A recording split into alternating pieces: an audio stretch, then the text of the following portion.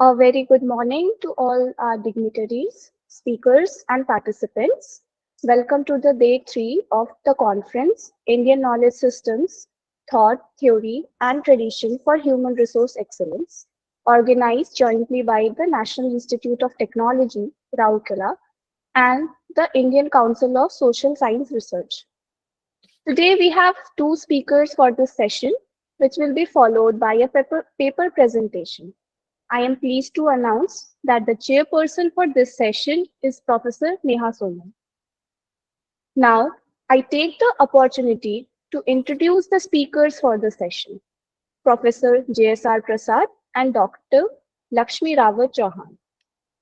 The first speaker for this session is Professor JSR Prasad. Sir will share his views on the topic, revisiting the philosophy of Śaṅkara and its implication in the IKS.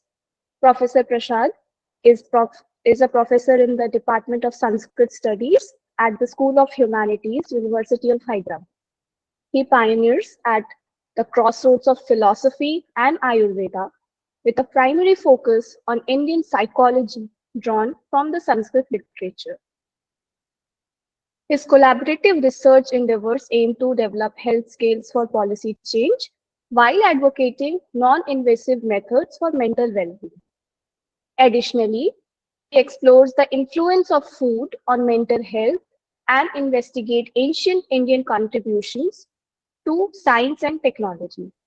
His scholarly contributions have garnered widespread recognition, evidenced by the Vijanki Lakshmanarao Dharmanidhi Award bestowed upon him by the Sarva Vedika Samsthanam, Telangana in 2011. Furthermore, he has spearheaded significant research projects, such as scientific interpretation of Ayurvedic references in Sanskrit literature, funded by the University Grants Commission, and Indian research methodology from Sanskrit text, multidisciplinary applications in higher education spaces, funded by the Institution of Eminence, University of Hyderabad. We welcome you, sir. Our next speaker for the session is Dr. Laxmi Rawat Chauhan. She will share her views on the topic, the deities and religion, before Adi Shankaracharya synthesized Sanatan in the hills of Uttarakhand. Dr. Laxmi Chauhan is an associate professor in the Department of Humanities and Social Sciences at Graphic Era Hill University, Dehradun. Holding a PhD in English literature from Gurukul Kamri University, Haridwar, she brings a wealth of academic expertise to her role. With an academic background encompassing MA degrees in English and economics, as well as BEd in English and economics, Dr. Chauhan's multidisciplinary approach informs her teaching and research.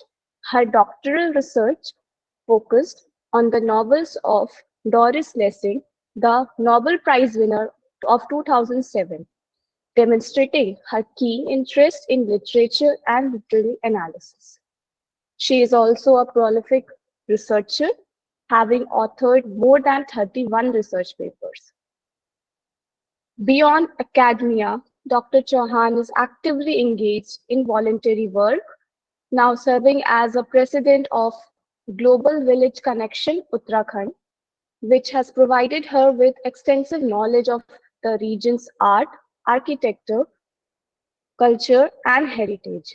She also holds positions as Vice President of Impact Youth Sustainability and as a member of organizations like the International Social Science Research Association and the editorial board of IJBST Journal Group.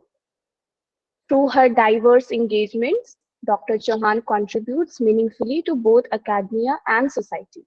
We welcome you, ma'am. Now, I would like to invite Professor Prasad to start the talk.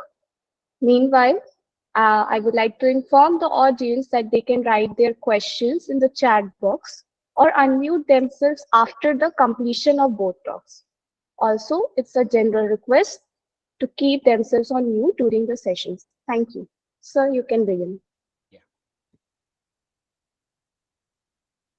Paratattvamrutasara Varshinim Atiharshinim Shri Venugopala Krishnakya Murti Martiharam Stumaha Shankarupena Machittam Pankikutam Abhudhyaya Kinkari Yasyasa Maya Shankaracharya Mashray.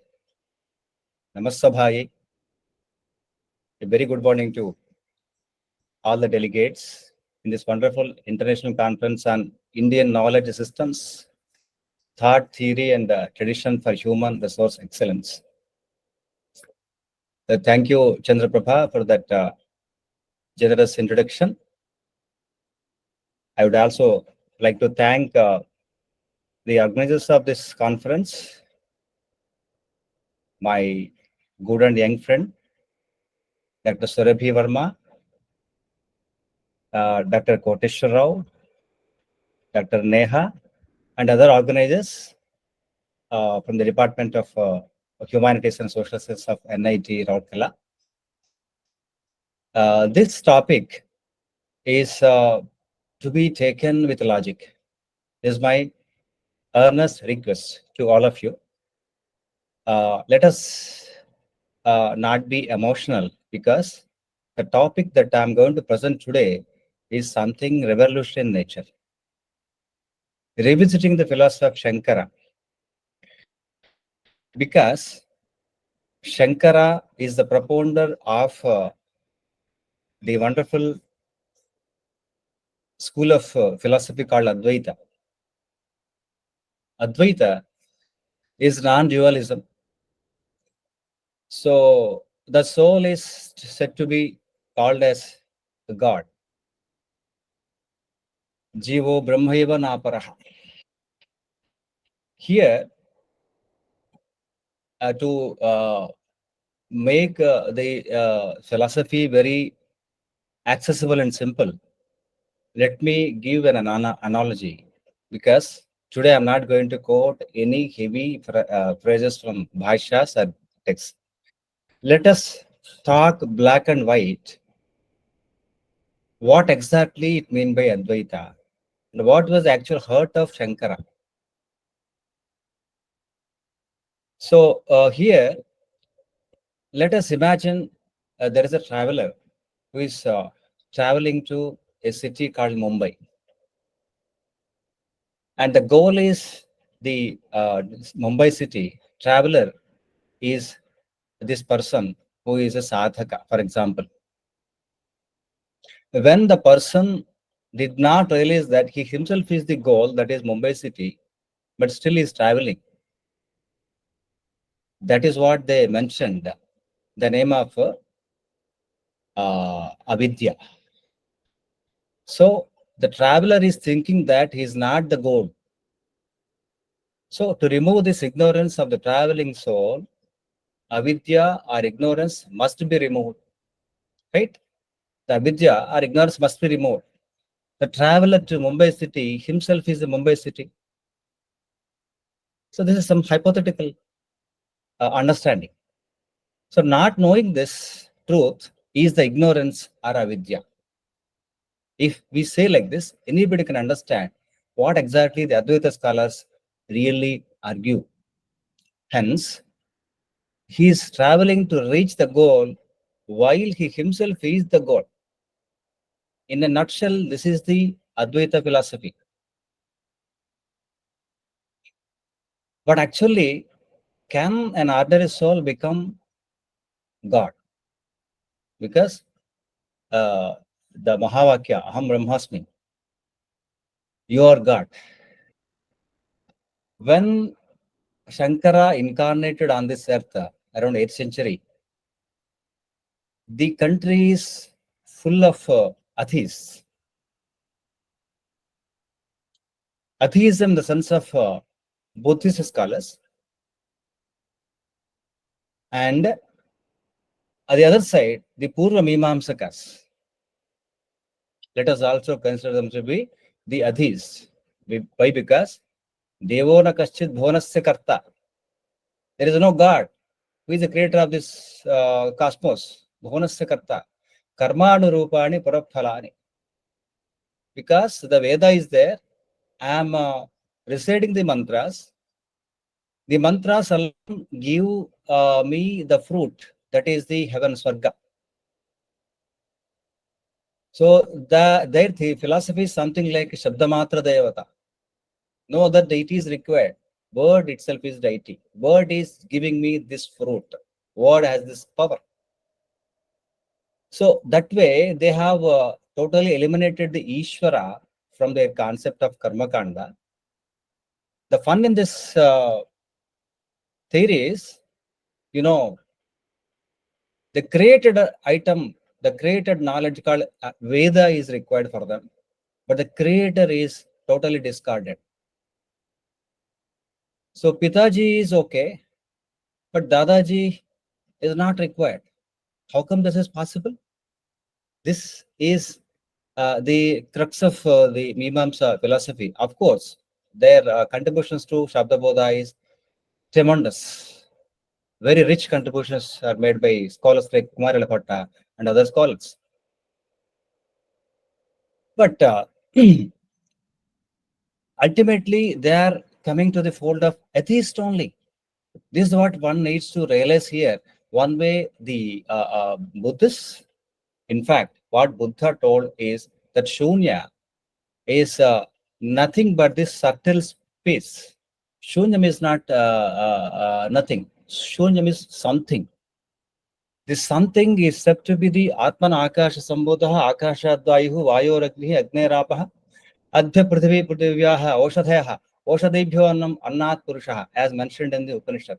That Akasha is the subtle space, and Tejas is the Akash has a subtle energy. Let me say like this in terms of science also, anybody can understand. What is Akasha? Akasha is subtle space or subtle energy, and the Tejas is the gross energy.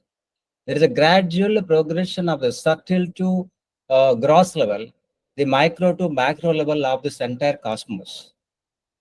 So he meant to say like that, Shunyam, Sarvam Shunyam. But unfortunately, the followers of Buddha interpreted this in a different way. That is how Shankara confronted this Buddhists initially, and later he addressed the problem generated with Purva Mimamsakas.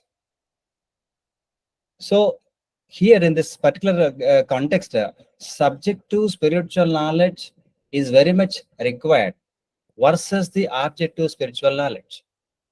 Because subjective spiritual knowledge requires a gradual progression in steps. So Shankara was incarnation of Shiva. Shankara Sakshat.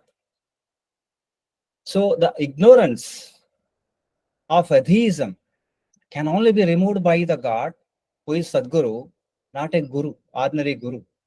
Because guru is like a train. The Sadguru is like a bus. How? The guru is like a train traveling on the track. Track is fixed. It may take different curves, that's a different thing. But track cannot be changed. It only travels on the path laid out by the Sadguru. That is the job of a guru. Guru is never bothered about the level or psychology of the disciple or the student or the listener.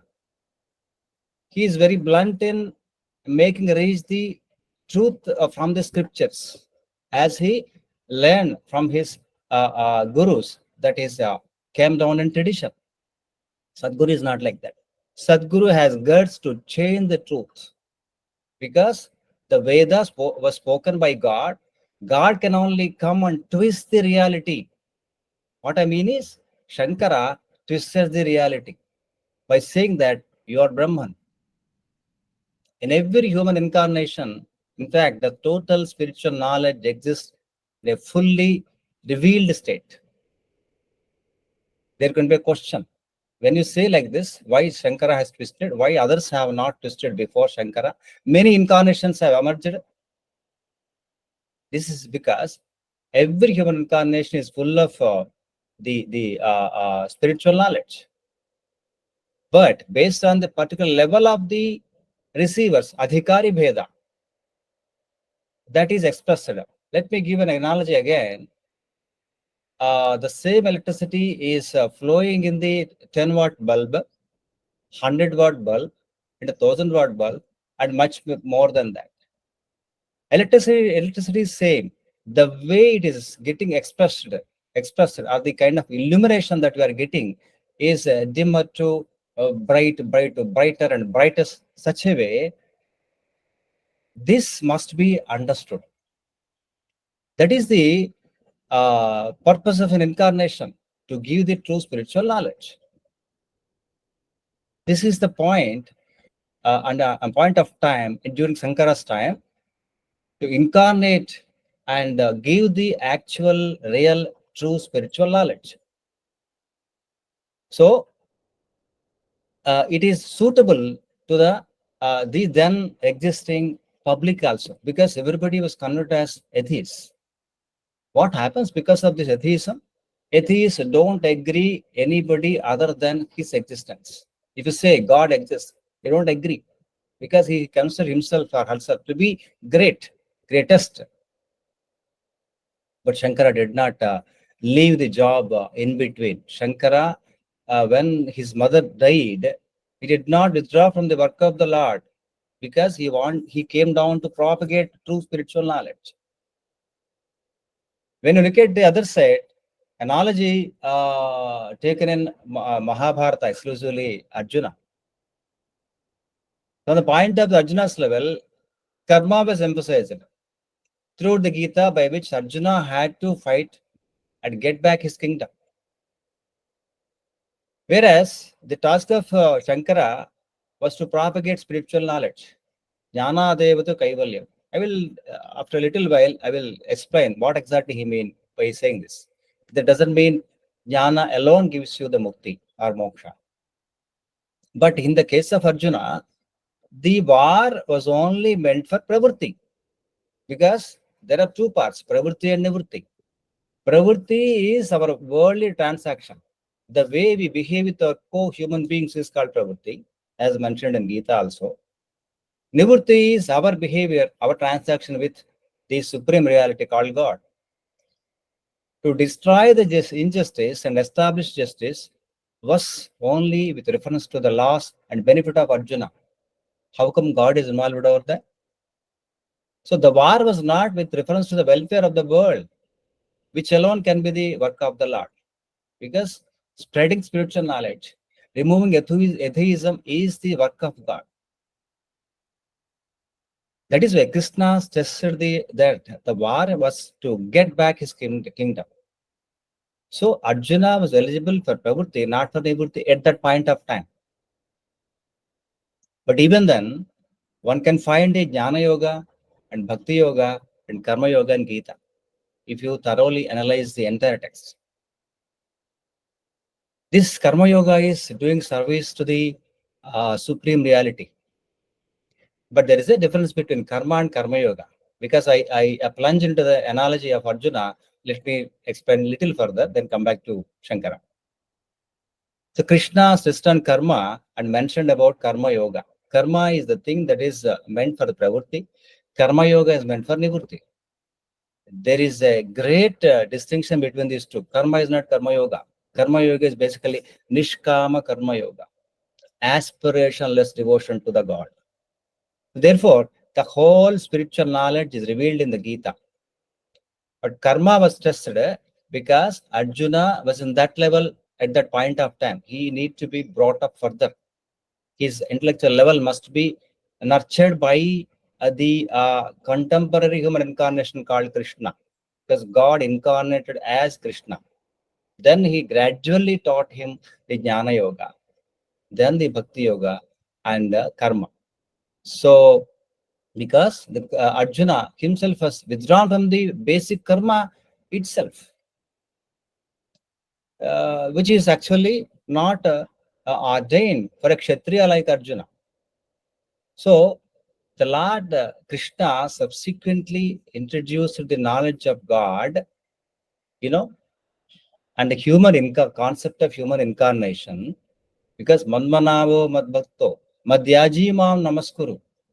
Machitta Madgata Prana. In entire Gita, when you really analyze, me, my. These kind of usages are seen in Gita. Take refuge in me, worship me, be devoted to me. Such a way, he is emphasizing the contemporaneity of the existence of God, because God comes in human form. Because Manushim Tanumashritam, God comes in human form. Because this is the most accessible form, God gives his Bhagya Chatushtaya to the entire humanity, Darshana, Sparshana, Sahavasa, and Sambhashana. These are the four Bhagya Chatushtayas given to the humanity. That is the reason God incarnates. Incarnates means God comes in flesh. So he taught the knowledge of the God, the concept of human incarnation, the devotion to the God, and finally the service to the Lord. This is the crux of the analogy given in Arjuna, because he was even under karma. I mean, how can I say? He is actually akarma. He become akarmanya.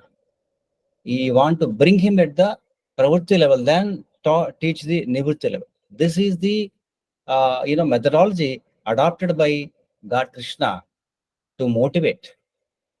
Of course, this applies to all of us. But is it limited to Krishna only and Dwapara Yuga only? Those days, those times, every generation there is an incarnation. Because Sambhavama Yuge Yuge, it is mentioned. Yuga Shabda is not related to the four yugas. Yuga is also Kala. Yuga is also year, as per Amanakosha.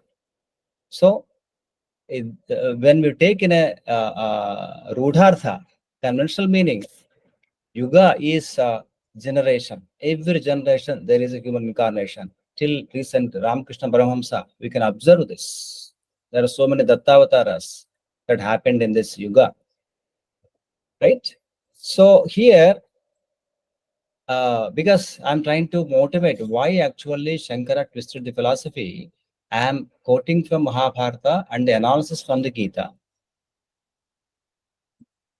Continuing the analysis of Arjuna's character further,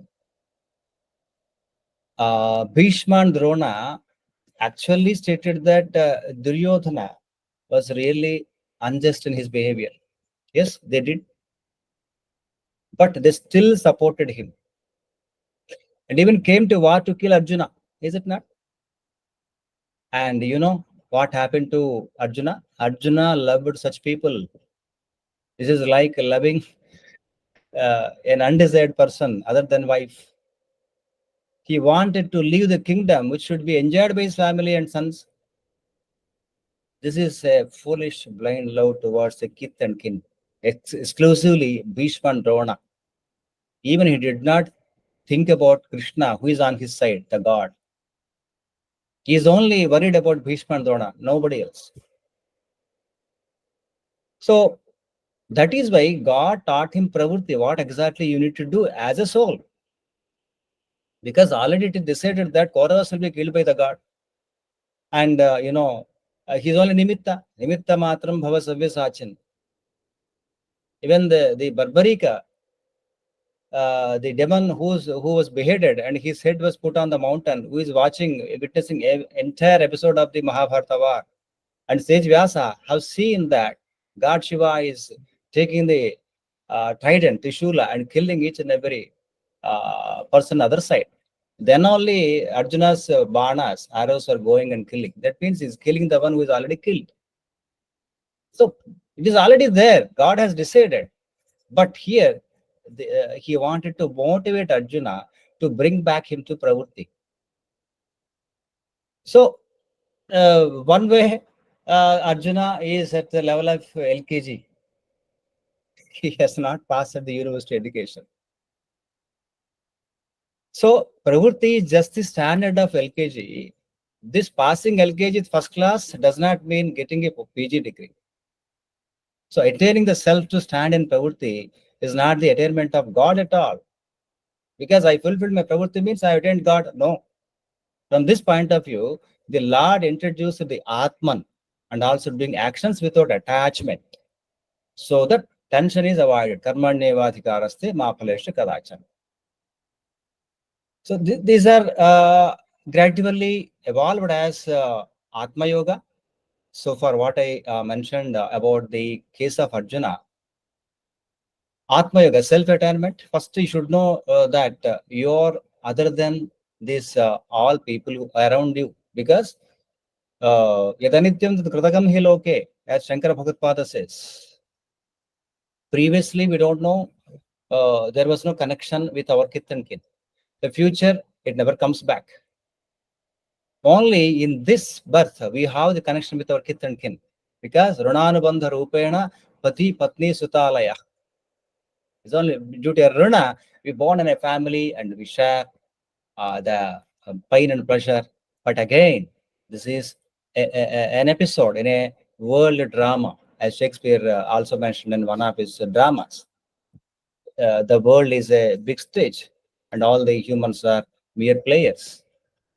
After Atma Yoga, Jnana Yoga comes. What is Jnana Yoga? Jnana Yoga is God comes down as human incarnation. You have seen in the case of Ramayana, Rama came down.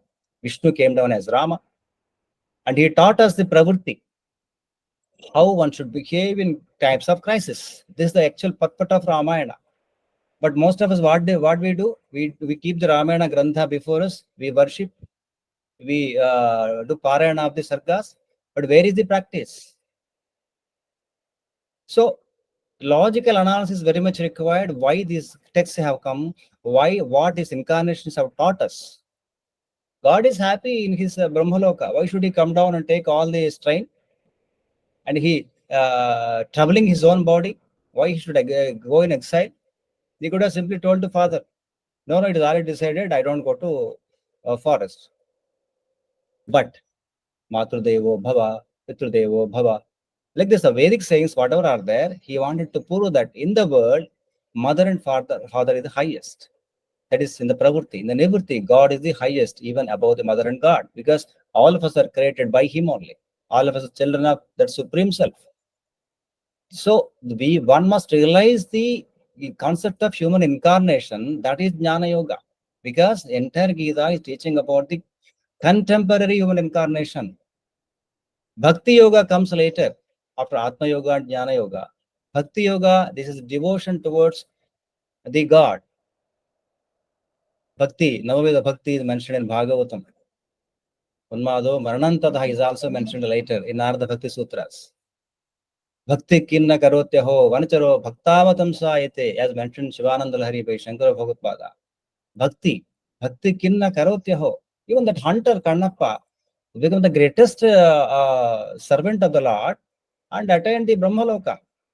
He did not study any Vedas, he did not study any Shastras. He only know, oh my God is really paining. He has removed his eyes and put it out there. I can't imagine myself.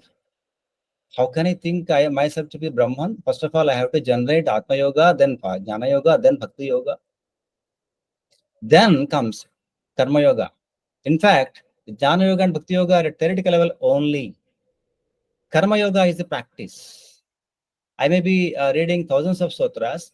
I may do 1 lakh and 8,000 Gayatri or any other mantra japa. Again, at theoretical level only.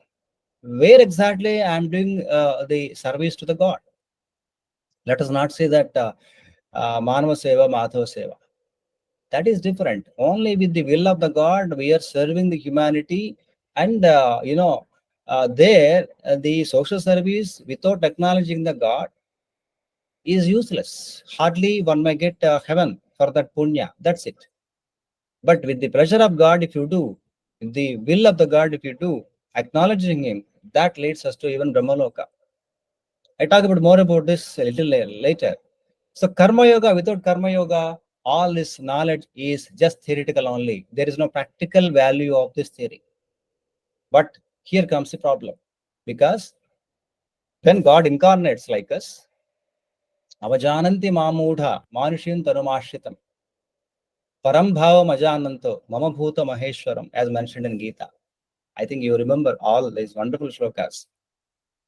We insult the human incarnation because the human incarnation just sleeps like us, eats like us, drinks like us, walks like us, does all the kind of activities as it is. Then I develop a kind of repulsion about the human incarnation, thinking that which way he is greater than me. Is after all a human being like me. Maybe he's having a better knowledge. But there are some indications to identify the incarnation. The Sadguru can be identified by some lakshanas. We will come to that. So here, the aim is not to expose the depth of knowledge by disclosing the whole truth and get fame by God, because God is bored with the fame. Every day morning, they read the Suprabhata, they do stotras, everybody is praising Lord. Oh, you are so great, you are having Kalyana Gunas. But here, he don't want any name and fame. That is why Lord Shiva, who was mentioned as the future incarnation in the Taittiriya, Rudradhyaya, came down for the welfare of humanity and not for winning the Nobel Prize kind of thing. Yes, disclosed something exceptional. So we can say that all the people as part of humanity are really what basically the atheists I'm talking about. Atheists are the people who are not coming to the school. They left the school and roaming on roads. The onus is on the teacher to bring back them to school by convince them that no, there is something important for us, useful to you. That you should convince. That convincing is done by Shankara. So the students of Shankara were complete atheists. They're Buddhists and Purvamamsakas. The Buddhists believe in the absence of everything and do not believe even in the existence of the soul. And the brilliance of Shankara comes here to refute their theories. Whereas the Purvamamsakas believe in the existence of the soul, not in the existence of the super soul or the Lord. That way, they both are atheists, is it not? The target before Shankara was to bring the Buddhists to the level of the Purvamamsakas, one level down, and make the later believe in the Lord, because they don't want Ishvara, Purvamamsakas. Whereas the Buddhists, they misinterpreted the words of Lord Buddha, who is incarnation of Vishnu. Ramo Ramascha Ramascha, Buddha Kalkirevacha. Buddha is incarnation of Lord Vishnu. How can he comes down and denies his own existence? The entire thing is Shunya, because God has created this world for his entertainment. Ekaki naramate sadvidiya maichat janso kamayata tasrusprad tadeva anupravishat satchatya bhavat. These are the wonderful Upanishadic sayings establishing the gifted reality of the world, because the Parabrahman is absolute. He has created something which is not absolute in nature. He has gifted his own absolute reality to the world so that he get entertained by the world. Entertainment is not in the sense of sitting in the movie theater and watching a movie on the screen. He is also coming down as incarnation. He is suffering for us, and he's teaching. He's giving the true spiritual knowledge through scriptures. Why should he take all this trouble? That means a producer come director is also acting in the role. That is what is being done by the Supreme God. So the target before Shankara was to bring the Buddhists to the level of Purvamamsakas, number one. Then make the Purvamamsakas believe in God, number two. Two tasks before him. So first he attacked the Buddhists and argued that there should be a soul to even know that everything is absent. Wonderful argument. There should be a soul to even know that everything is absent. How can you say otherwise? You should have experience. No? There should be a self to experience the absence of the other. So the existence of soul requires that pramata, because it is called Triputi Jnana, as we know. Pramata, Prameya, Premiti, and Pramanam is used to acquire this. The existence of the soul, Pramata, was thus established. This one single argument, logical argument, has defeated. And many people are influenced by the argument of Shankara, because Shankara is God. Ishvara Jnana Manvichet. One should seek Jnana from Ishvara. Recently, we performed Shivaratri. Because Shiva is the giver of knowledge. That is why he came down to give the actual knowledge. Many Buddhist scholars, one of the most prominent Buddhist scholars is Dignaga, also accepted Shankara. And he has started the school of Prajnavada, which means the acceptance of the knower. Pramata is accepted there. That means half of the work is done. Buddhism disappeared and ran away, crossing the boundaries. The Buddhism in the sense of the misinterpreted Buddhism, not the actual Buddhism, because whatever Buddha told, that was misinterpreted by the followers. In fact, this is a problem not only in Buddhism, but all in Hinduism. Whatever Shankara told, that was misinterpreted by the disciples. And whatever Ramanuja told, that was also deviated in the minds of the followers. Like this, the actual purport of the preaching is diverted. Somebody has raised a hand. So you please Sir, we'll continue. take the questions towards the end of the talks. Okay, sure. Thank you. So, based on this, this preaching of Shankara, the people interpreted something like God is awareness because he thought. So kamayata, God is awareness because he thought. And in the next step, what he thought is, I am also awareness since I also think. There is a commonality between the thought process between the God and me. Because when a potter is making a pot, Ghataha iti jnanam, I know it to be a pot. And God also know it to be a pot. That way, there is a commonality between the thought process. Because awareness is common in both, I am God. This is how they concluded from the words of Shankara. So the Prime Minister thought to sign a specific government order. It is something like this. The Prime Minister thought to sign a specific GO. And he signed the GO. And you can also think that you can sign the same GO. Because of the similarity in thought, can you become the Prime Minister? You cannot do that.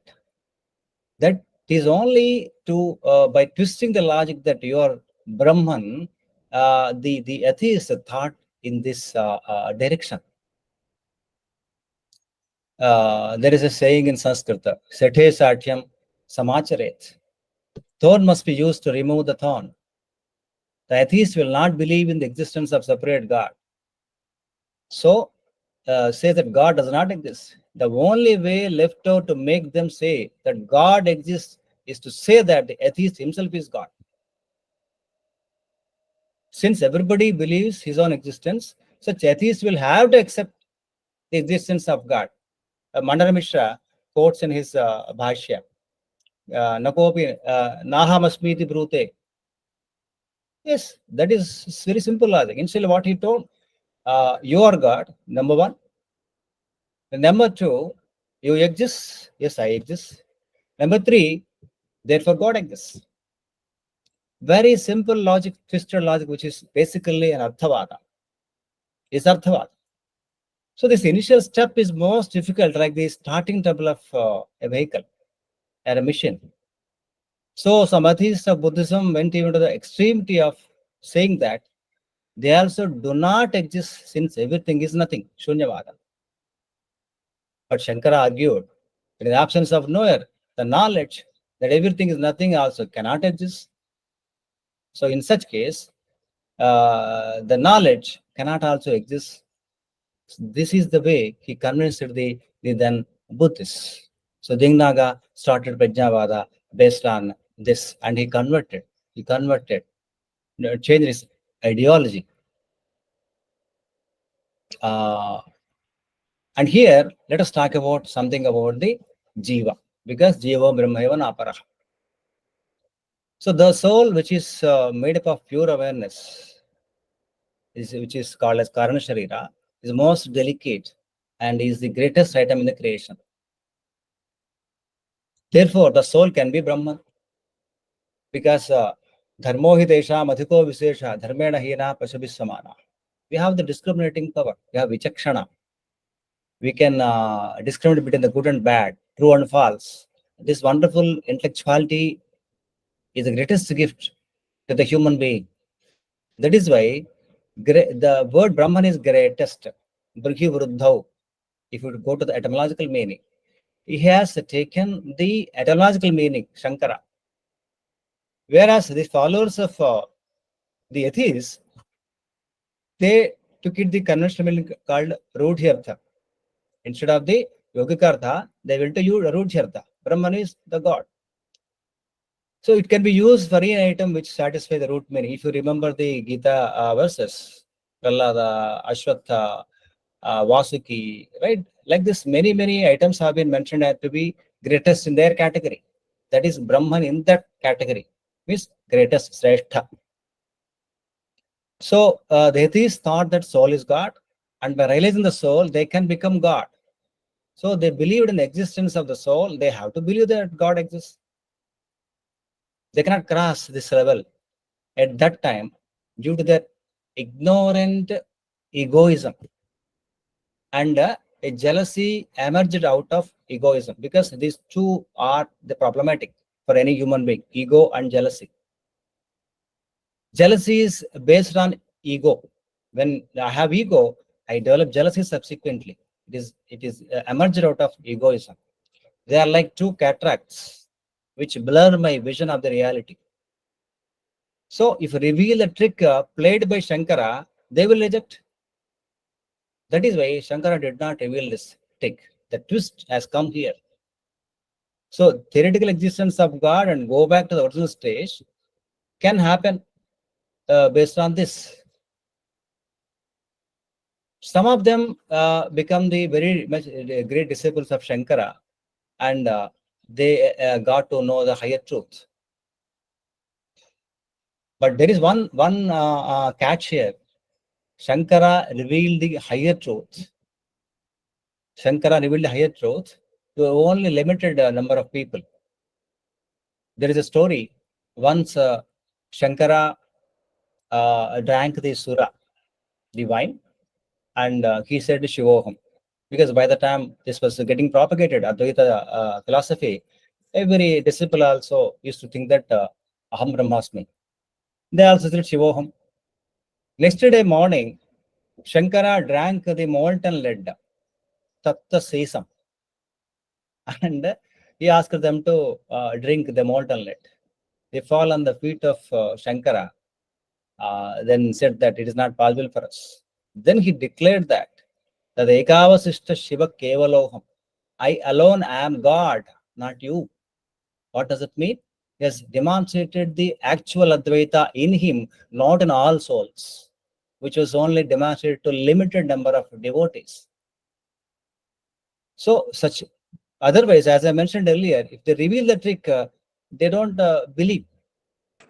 First of all, they should be counseled psychologically. As per the psychology of the people, the God is doing this counseling here. So if you follow the correct path, you can become God, and you can even become the master of God. That is also mentioned by Shankara. There are two examples, striking examples before our eyes. Lord Hanuman and Radha Devi. One is belonging to Ramayanam, other is belonging to Srimad Bhagavatam. Hanuman become the Bhavishyat Brahma. He become the future creator. And for Radha and the remaining 12 Gopikas who passed on the test of the Eshana Trayam, Dareshana, Putreshana, and Dhaneshana, the three tests done by God Krishna to the Gopikas who passed the test, only 12 out of 1,000, all remaining are failed in this test. For this 13, Radha Devi and the 12 Gopikas has created the Goloka above the 14 worlds, so that their pada dhuli, feet dust, is falling on the head of the god. That means even God keeps the devotee on his head. So anybody has the opportunity to become God, but our role models are Hanuman and Radha here. Exclusively, Hanuman is more prominent because Ramayana is teaching us the pravritti. So nobody upsets the chance of becoming God or to reach the goal, that is becoming God. So Hanuman never expressed the Advaita in the entire Ramayana, if you thoroughly observe. Hanuman never expressed the Advaita. Dasoham Kausalendrasya Ramasya Aklishta Karmanaha Hanuman Saityasainyānam Nihanta Marutatmajaha. So no Advaita scholar can be greater than Hanuman. If I claim to be a great Advaita scholar, can I be greater than Hanuman? Hanuman knew all the Upanishads. Hanuman knew all Vedas in a better way than any Advaita scholar. You take all time. When Hanuman was seen by Rama, Tarishamukha Parvata, immediately he thoughts of this thing. Na Anrigveda Vinitasya, na Ajurveda Dharinaha, na Samaveda Vidushaha, Shakyamevam Vibhashitam. Unless he studied all the Vedas, how can he speak like this? Nunam Vyakaranam Krishnam, Anena Bahudashratam. You must have studied thoroughly the 9 Vyakaranas. Bahu Vyaharta Anena, Nakinchid Apashabditam. He did not speak a single apashabda. There's no flaw in his speech. How beautifully he has spoken. You know, are we greater than Hanuman, who has never climbed the Advaita? So one needs to think in this direction when we subscribe to the distorted ideology of Advaita.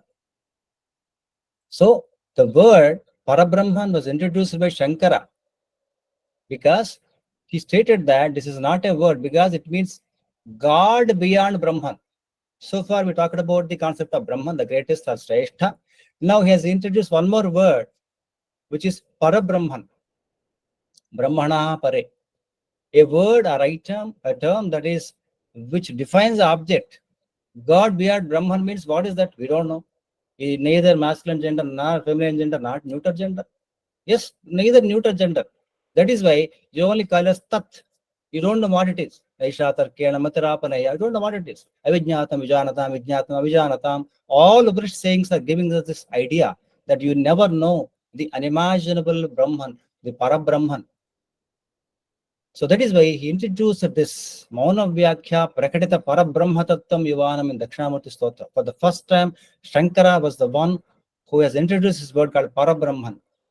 The very first shloka of Dakshinamurti Stotra, Mauna Vyakhya Prakatita Parabrahma Tattvam Yuvanam, Varshisthante, Vasadrishi Muniganai Ravrutam Brahmanishthai, Acharyendram, Karakalita Chilmudram Anandarupam, Swatmaramam, Mudita Badanam, Dakshinamurti Mide. So he was very meticulous in using these words. The word Brahman is used in the etymological sense, knowing that it will cheat the minds of the atheists, because atheism is a sin. As a Charaka in Charaka Samhita says, Buddhiman, Nastik Buddhim Jakyat, even a medical science telling us this. Buddhiman, Nastik Buddhim Jakyat, because we commit a lot of sins being atheists. So harmony is lost in the society when you don't accept some supreme self as the control of this universe. And ultimately, the entire hell is filled with this so many sinners. It's a lot of burden for the God to reform all the souls in the name of punishments. Prevention is better than cure. This is what done by Shankara here. So, keeping himself in the place of fully realized soul, Shankara stated that he is the Lord, but Lord is not in him. There is a beautiful stotra called Shatpadi Stotra. Satyapi Bhedapagame, what it be? Satyapi Bhedapagame Natha, Twamaham, na Mamakinastwam. Though the difference between you and me is erased, Satyapi Bhedapagame Natha, oh my master, Twamaham, I'm actually yours. Na mamakinaswam, you are not mine. How this can be understood? And Shankara gives a beautiful analogy here. Samudrohi tarangaha. Tarangohi samudraha. Kochana samudrona tarangaha. The wave belongs to ocean, but never the ocean belongs to the wave. Because wave is only a modified form of the kinetic energy of the ocean. Is it not? It is not a new entity. Such a way, he has shown the beautiful ideology to understand this. Satyapi Bhetapagamena. Beautiful quotations. So what it means is, in all the bhashas, you may ask me, then why he has written so many bhashas about this? Because all the bhashas meant for atheists alone, not for us, because we are theists. And all the sutras, like this Shastapati Sutra, they talk about the Dvaita, not Advaita. Because he's maintaining the dualism. You're different, I am different. Even in Saundarlahari, last shloka, he talks about the dualism. If he is God, why he maintains duality? He puts himself as the soul who is in dualism for our sake. For our sake. Right? Then later on, having established this kind of ideology that you are God, number one, you exist, number two, therefore God exists, number three, the atheists started to think that I am God. After maybe we don't know how many years have been passed now, they started to doubt that if I am God, why cannot do creation? Why cannot do maintenance? Why cannot do the dissolution of the cosmos? Because God can do anything. And by the time the answer available is yes, for a long, long time you have been thinking that there is no God, there is no God, there is no God. Bhagavan Nasti. This is how your minds have been polluted, contaminated with this negative thinking. You have to remove that, which is called Vikshepa, Avarana, and Malas. Once you remove this negativity from your mind, you will become God. That was the answer available to them. Okay, how to remove this negativity? Be devoted, show bhakti, show devotion towards God. This was the answer before he left. Because Gautamshe Munirabhyagat, by 32 years, he has completed everything and went off.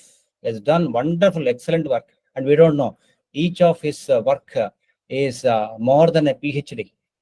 How many PhDs should award to Shankara for his wonderful works? In 32 years of time, wonderful work has been achieved by the brilliance of Shankara.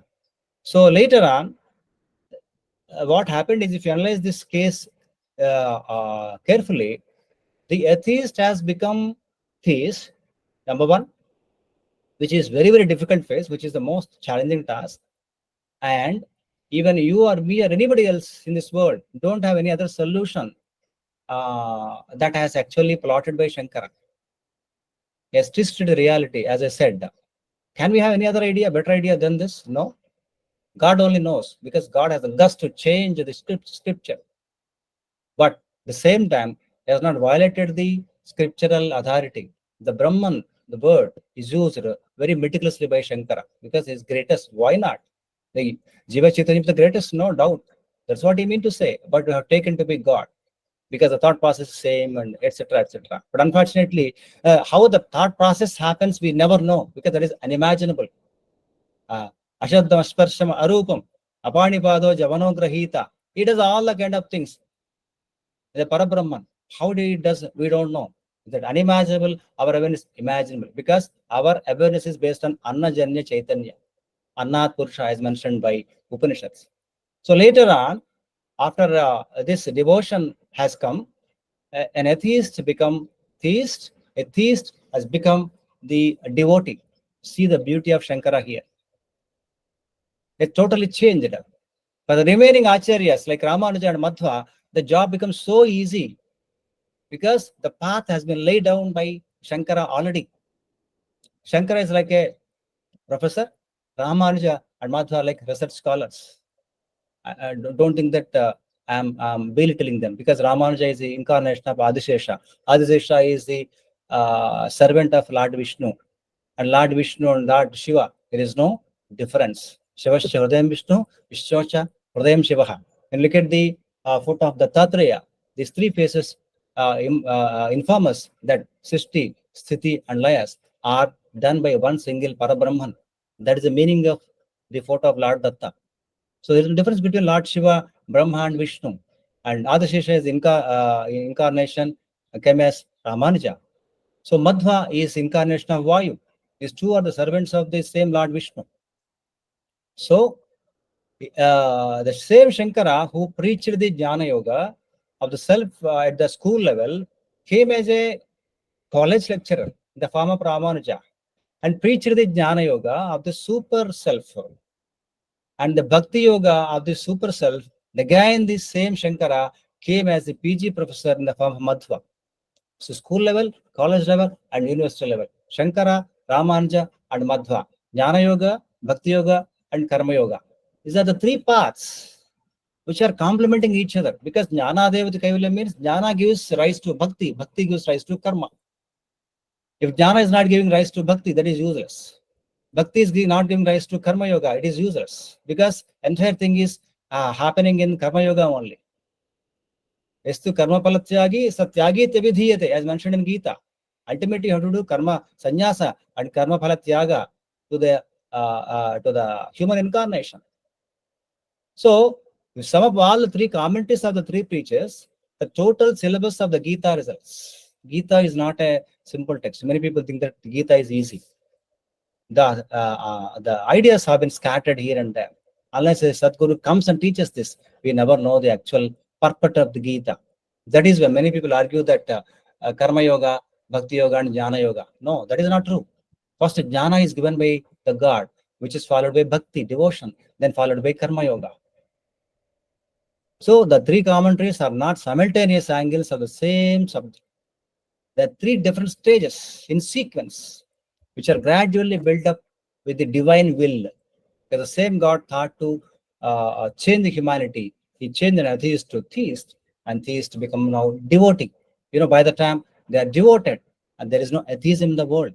This is what achieved by the three acharyas. Can we say that there is a conflict between three acharyas? Conflicts are there only among the followers, unnecessarily misinterpreting the others' theories. So I remember one movie dialogue here.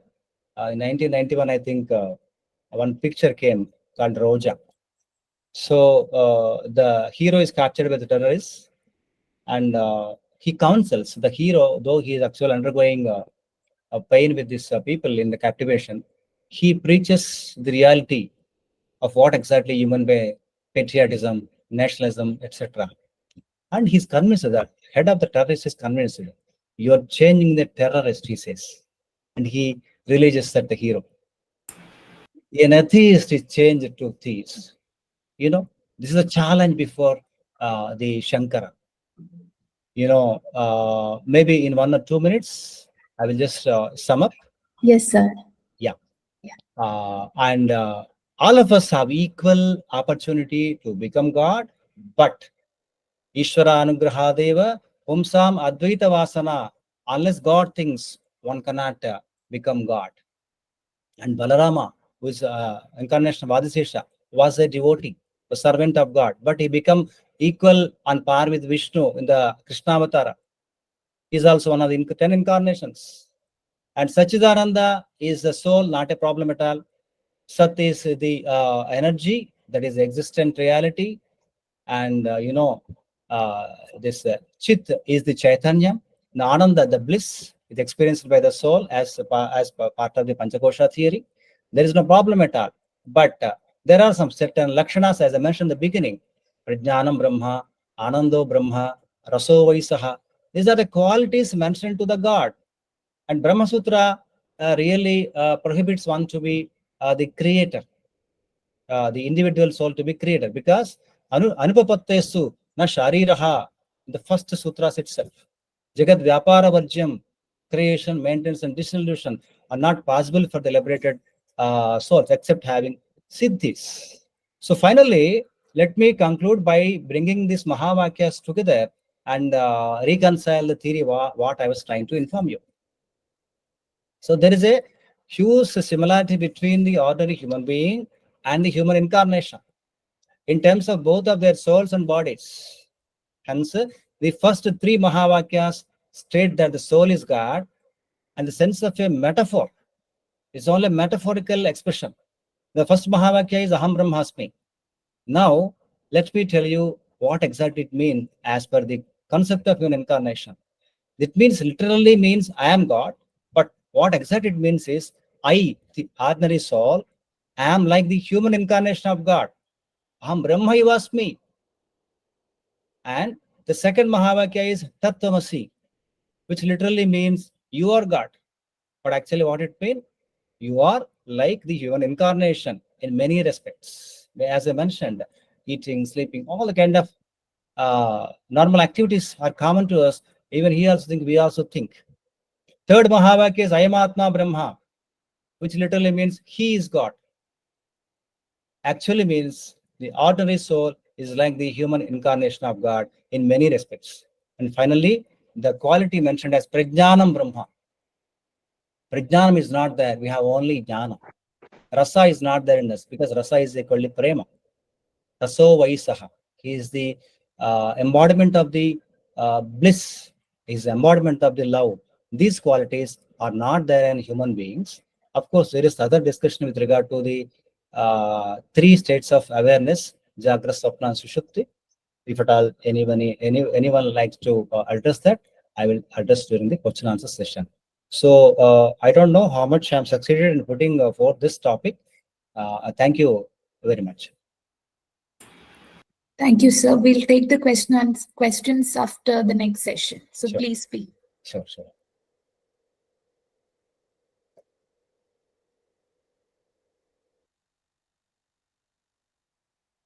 Over to you, Prayashwini.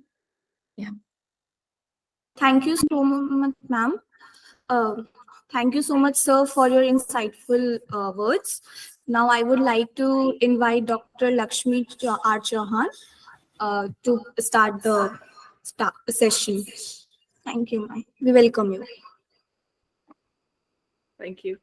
First of all, thank you, Chandra Prabhas, for such a lovely introduction. And mostly, I would like to thank Shruti ma'am, first of all, because it was just like a small chit chat we had over the meeting we met in Delhi. And there almost obviously I was unaware of the fact that obviously that small chit chat would lead to this lecture today. But anyway, I'm thankful that Shruti ma'am found it interesting and then invited me on this platform to deliver this lecture today. And especially after JSR Prasad says such profound lecture, I just don't know how I'll be able to justify this particular topic, but still I'll try to do justice with the topic which I've taken. Basically, ma'am had suggested because my topic had this touch of a hint of Shankaracharya, so she told me that it'd be better to continue and be in continuation with Prasad sir. So I thought it would be a better idea, and obviously, but basically, I won't be talking about Adi Shankaracharya ji. It's just basically like things which happened before Adi Shankaracharya ji synthesized or restored Sanatan Dharma in Uttarakhand. So before I begin, I would just like to share the screen with you all.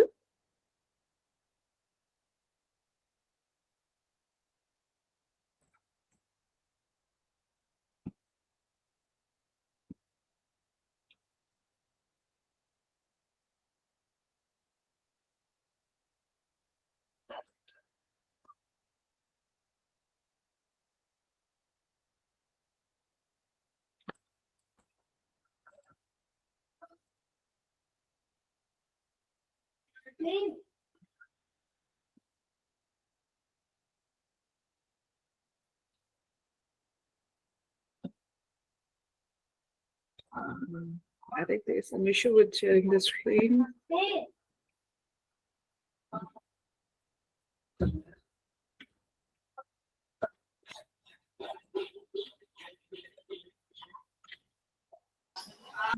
Ma'am, if you are facing any difficulty, you can just mail me. I will play for you the slideshow. Yeah, just trying to do that. I don't know. I think it's there, right? It's Yes. coming up.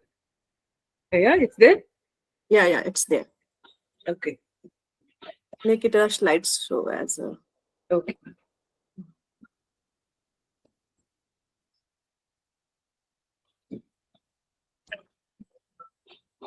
Is it properly visible, ma'am? Yeah, it's visible, ma'am, but it is not in a full screen slideshow mode. I think that way I won't be able to change the slides. I'll have to keep it this way. Okay, so in that case, you can mail me. I will play the slideshow. Just a moment. I'll just write. Okay.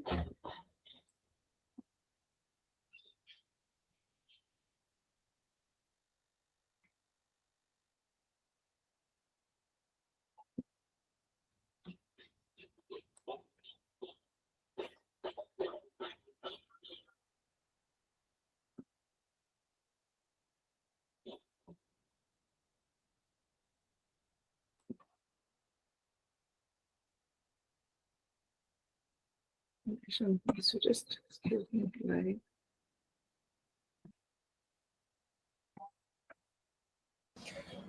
Lakshmi ji, I have a suggestion. If you can open a tab, yes. you can open convert doc to PDF and open through your browser. Then you can present if you have a problem. That will be easy. I think yeah, there's some issue. Just And let the me try again. PDF through a tab.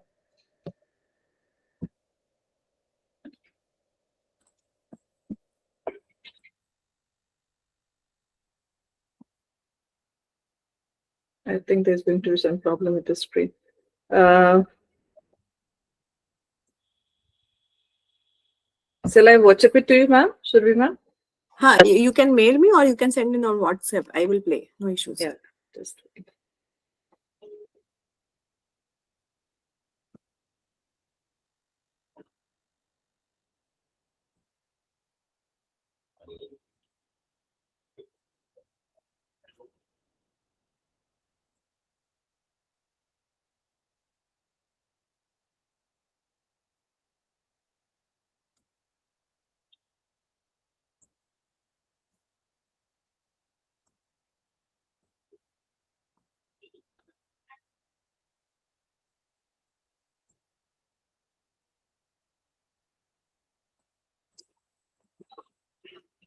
Is it better this way, ma'am? I think I'm facing network issue. That's why there's problem. Shall I just switch off my screen if you don't mind, ma'am? Yeah, no issues. You can just share it with me also if the issue exists. You can try. Okay, I'll just that way. I think I'll be facing issues with changing the slides. I'll just switch off my screen if that is better because I think right network issues there. Okay, here it is. I'll start with obviously Adi Shankaracharya ji because we had a discussion, a bit profound discussion, which had come from Prasad sir as well, discussing his theories and ideologies and everything that was there. And moving on, obviously, I'll say that this discussion started with Surbhi ma'am when I was in Delhi, and I was discussing about the visit of a minister. And the visit was not for any it was not an official visit, but it was a visit where it was considered that it is a very personal thing, and he had come here to perform some rituals. And later it became open because when anybody from media comes to know about it, then obviously it becomes very open. And it was said that it was the purpose of the visit was tantric ritual, which was performed by the minister. Ma'am, I think I should mail you this slide because I'm not able to change it here. Yeah, sure. You please do. Okay, just a minute.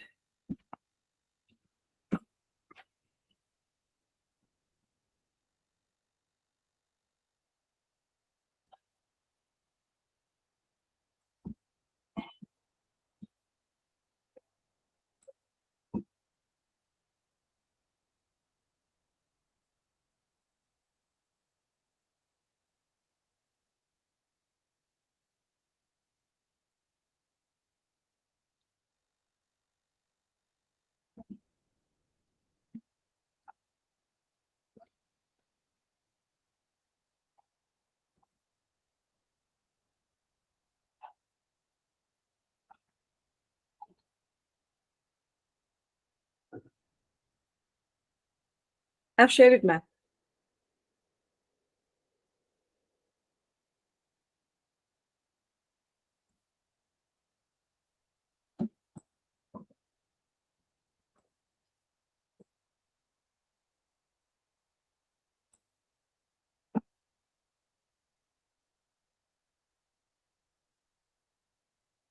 On WhatsApp. Yeah, okay. You can stop presenting. I will share my screen. Okay.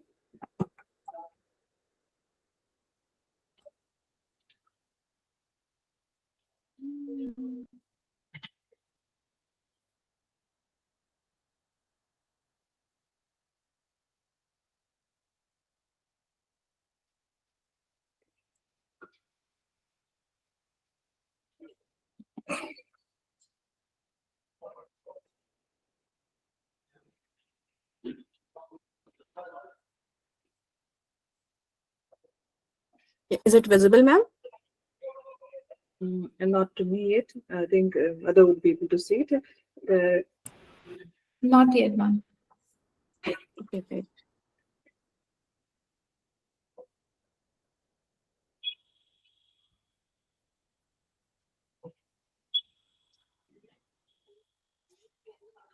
Now, is it visible? Yes. Yes, ma'am. Okay. Please. Yeah, ma'am. Next slide, ma'am. Yeah, obviously, I was talking about this, and basically, when the minister visited, the controversy or the debate was like, what exactly was the performance or the puja for which he had reached here, or like he had come here. Then obviously, the investigation brought out new light, saying that obviously it was a tantric anushthan which was performed by the minister, and later the debate was like. How we are connected, or the people of Uttarakhand are connected to this tantric anushtans, because if we talk about the people in Uttarakhand, we just take it very normally because it has become the part of Sanatan, in a way we can say here. And it is a part of common prayer which is performed by the people of Uttarakhand, basically. I'm focusing here basically on this region of Uttarakhand, so I'll be speaking more about Uttarakhand, but the areas of other Himalaya in this region, like Himachal Pradesh, Tibet, and all these places are connected. So they might be having certain influences of this thing. I mean, this anushtans or tantric, these rituals in their culture and religion as well. So basically, when we talk about this tantric anushtans, this is very famous or popular in Jaunsar region. I hope most of you have, you must have heard about Jaunsar, because basically it is considered to be tribal area, and such like tantric anushtans are performed in this area, like in a very casual way. And then we have other areas like Chondas, Johar, Vyas, and in the Kumaon region, there are like in Kumaon also there are certain regions where this tantric prayers are performed, and basically, when we talk about this tantric anushtans, they were very much part of the dharma or the religion which was followed by the people of Uttarakhand. And basically, when we look at this from the point of view of the visit of Shankaracharya, Adi Shankaracharya, so obviously it used to exist even before the arrival of Adi Shankaracharya to this place. That was approximately 12 years back. So it was believed that the people who were here, basically the Khasas or the Aryas who were the part of the Himalayan region or highlands, were here before Adi Shankaracharya came here, and obviously this before this relation was incepted here. So what exactly was the relation which was followed by the people of Uttarakhand? If Sanatan started something around 8th century AD, we can say. So the question, ma'am, next slide. So many scholars believe that the religion which was followed by the people of this particular region was called Pawn or Bondham. So basically, what is Bondham? Bondham is basically considered to be prevalent in regions of Srimantila, Vyas, Niti, Mara, Jadganga. These are the areas of Uttarakhand which are, we can say, the bordering areas of Uttarakhand. So it is called born in these areas. And if you talk about Pawn, then it is in the middle Himalayan region, basically the middle Himalayan region of the Garhwal and Kumaon in Uttarakhand. So this relation is called Pawn. So basically, some people also consider that Pawn and Bon are similar or like same dharmic rituals, but it is pronounced different way. But some researchers have found that there are like certain difference between these two dharmas, that is Pawn and Bon dharmas. So basically, people consider it to be some sort of mixed. Ma'am, please, next slide.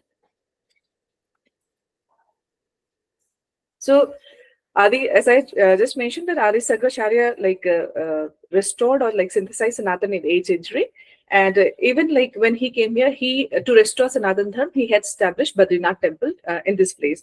So before this, before the restoration or synthesization of Sanatan Dharma, Pawn Dharma or Bon Dharma was considered to be at its peak in this region of Uttarakhand. और माना जाता है कि ये जो पौन धर्म था वो केवल यहाँ नहीं बल्कि बाकी जो इससे लगे हुए एरियाज थे, जैसे कि we can just say that Southeast Asia and then Mongolia, Central Asia, Tibet, Kashmir, and Central India were also followers of this Pon Dharma, and it was at peak during this time. And a hint of it was given by Prasad sir also, but obviously he had said that it was basically Buddhism. But it was not just Buddhism, it was this Pon Dharma and Bon Dharma, which is part of Indian culture and tradition. But obviously we hardly recognize this as a separate this Dharma, because in today's time it has so nicely amalgamated or poured into the mainstream Sanatan that we can hardly find any distinction between this Pon Dharma or Bon Dharma and the Sanatan Dharma. So basically, talking about Pon Dharma, we just need to understand first what were the qualities in this dharma. So what was the element of this dharma? So when we talk about the qualities, it had both the qualities of seministic and emanistic. Now understanding seministic, what exactly is seministic? When we talk about tantra, mantra, jadoo, tona, all these things, rituals are considered to be main rituals of this particular dharma. And besides Semitism, it was like emanistic also. Emanistic means worshipping the shape of anything in nature, which may be which may be in form of trees, which may be in form of mountains, which may be in form of river, everything. Obviously everything which is part of nature, or like this nature worship, which we call as a part of Sanatan as well. So that's why there is very minute difference, or minute difference between Sanatan and Pon, because of which we hardly find it the way it should be seen. And sometimes we fail to recognize that obviously it had a different existence, but nowadays obviously it has changed completely. So basically we can say around 5th century BC, Pon Dharma was in its peak in Tibet and northern part of India. And it was the time when gradually we saw that there was the influence of Buddhism also, which was spreading to these areas. Ma'am, next slide, please. Now, basically talking about the deities of this Pon Dharma, or who were the deities of this Pon Dharma. So it is believed that in Tibet, the deity of this particular dharma, or the lord of this particular dharma, was called Sherlock Bawache. And if you look closely at the description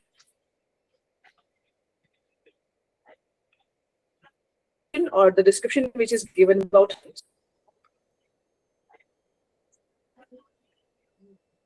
Sherlock Bawache, then we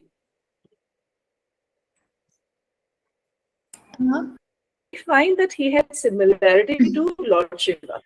So in a way, we can say to the southern part of excuse me, ma'am. Shiva. We cannot hear you properly. Some technical glitch. Your voice is breaking. Okay, I just have switched off my network. Camera. Yeah, now it's fine. It's fine. Is it fine? Yeah, now it's fine. Okay, fine. So it was Sherlock Bawache, and the same, we can say shape and form of it was taken as or seen as Lord Shiva in southern part of Himalaya. And obviously the followers of Lord Shiva to the southern part of this Himalayan region were called the Shavs. And can we move to next slide, Shurvi? In this book, which was written by L.D. Joshi, which is called Khas Family Law, he talks about Lord Shiva, and he says that if we go to the history of Lord Shiva, or worship of Lord Shiva, it is much more ancient than the arrival of the Khas tribes or Khas people in the regions of Uttarakhand. So obviously, when we talk about the origin of the people, or the aboriginal people of the Uttarakhand, we believe, some people believe that they were Khasas. But actually, when we go back to the history and try to look into it, then we find that there were people who used to live here in this region much before Khasa came here. So by the time the Khasa, this tribal came to this place, they found that Lord Shiva was already being worshipped by the people of Uttarakhand. That means we cannot say that Khasa were the first people who had moved or come to Uttarakhand. There were people who used to reside in this place much before the Khasas migrated to this place. Now, basically, when Khasa came here, they were not able to distinguish between the dharma or the religion which they had brought together with themselves. So in a way, they incorporated all the rituals, or we can say the सांस्कृतिक and सामाजिक जो एक गठबंधन था वो उनके बीच में हुआ, because obviously they were not able to separate it, and gradually it became part of the Khasas as well, and they started worshipping the Supreme Lord in the form of Lord Shiva, because obviously we are talking about the southern region of the Himalaya, southern part of the Himalaya. So the Hindu god was worshipped in many other ways also, and that it is defined in Vedas. But to appease Lord Shiva, various tantric rituals were performed by the people of this place. Because when we talk about Lord Shiva, it is obviously seen as the Adi Shakti. And when we talk about Adi Shakti, it is believed that he cannot be appeased without the tantric anushtans. So basically, when we go towards the hilly regions or highlands of Uttarakhand, or even to other parts of Himalaya, we find that these tantric anushtans are very common. And it is believed that it has derived from born or pawn ritual. And in today's time, obviously, it has become part of the Sanatan, and obviously we cannot distinguish between two things. And moving on to next slide, there is a mention which is made by S.S. Parthi. He is the one who had written the book Praruki Sadhana, basically focusing on the pawn dharma. So he considered that if we look at Vedas, then obviously they are the most ancient texts, and it is believed that the written form of Vedas were found around 1100 to 1700 BC. But much before this came, much before this text came, in the written form, they were like mugged up and craved, and the same process was used to pass it on to the next generation. That is through Shruti. That means people had to memorize this text, and they used to pass on this to next generation. And when we talk about Shruti, then basically the Shruti can be divided into two parts, which is Vedic Shruti. This Vedic Shruti dominated Indian subcontinent because obviously it had the mantras of the Vedas. And the other type of Shruti was Tantric Shruti. And when we talk about Tantric Shruti, it dominated the Himalayan region. So basically, he just talks about these two basic differences between the Shrutis. And we all know that when we talk about the schools of, ancient Indian knowledge system, then we know that there were like certain branch of this knowledge which was taken or carried forward by a particular guru. And then he used to give on or pass on the same knowledge to his disciples as well. So obviously, the tradition which was carried forward by the Vedic gurus did not pass the Tantric Shrutis, and the Tantra gurus did not pass on the Vedic Shrutis. So basically, it is like the spread of this particular belief which dominated this area. So Vedic Shruti dominated Indian subcontinent, and Tantric Shruti dominated the Himalayan region. Now, coming to the next slide, ma'am. So, obviously, when we talk about the Shruti also, then we can say that there are like many thousand deities which were worshipped. And even today, if there had been any, I don't know whether my student have joined this this session or not, because I had asked them to join this session, they would be much well aware about the deities which I'm going to talk about, because whenever there is any ritual performed in the household of the Uttarakhandis, then we worship these deities, local deities, which are called Bhumiyas, Kshetrapal, Ghantakaran, and Bhairu. And these are the local deities, and we worship them. And in every ritual or in every ceremony, there is a ritual that we are going to offer prayer to them separately, because we cannot leave them unrecognized, because it is believed that they are the local protectors. And when we talk about Bhairu, it is not Bhairava, we can say incarnation of Lord Shiva, or the roop of Shiva. It is something different, because Bhairu, the way it is worshipped in Uttarakhand, is entirely different from the Bhairav, which is seen by the the Indians, or it is seen in the other part of India, the subcontinent region. So obviously it is entirely different. So Bhairu basically is a god or a deity who protects the locals. And obviously, you'll find when you travel through Uttarakhand, there are several temples of Bhairus in short distance, I mean, in a short distance of even 10 kilometers or 5 kilometers, there would be a separate temple of Lord Bhairu or Bhairu Devta, which is called Bhairu Devta. So here, basically, I'm talking about the sadhanas which were offered to this Bhairu Devta also. And earlier it was believed that Bhairu Devta was not brought inside the house. It used to remain outside the house. And obviously, if one has to perform the rituals or like any anushthan for Bhairu Devta, then it would be performed outside the house. But gradually with time, he has become the part of the family. And nowadays, the family inside their houses have started worshipping Bhairu Devta. Gradually, I can say in last, especially post-colonial era, things have started changing because we, being rational, I would say myself rational, because we were taught the Western education system, and obviously that way we had a lot of question in our mind about these things which were prevalent in the culture or prevalent in this part of Uttarakhand. And we used to raise question about this to our parents, like why we perform certain rituals. And in a way, we were disbeliever of all these things which were part of our culture. And that was just because of the rationalization of our education system. We started questioning it. But gradually, when I go deeper into it, I just realized that they are very much part of our culture and system, which we had been following since ages, I could say.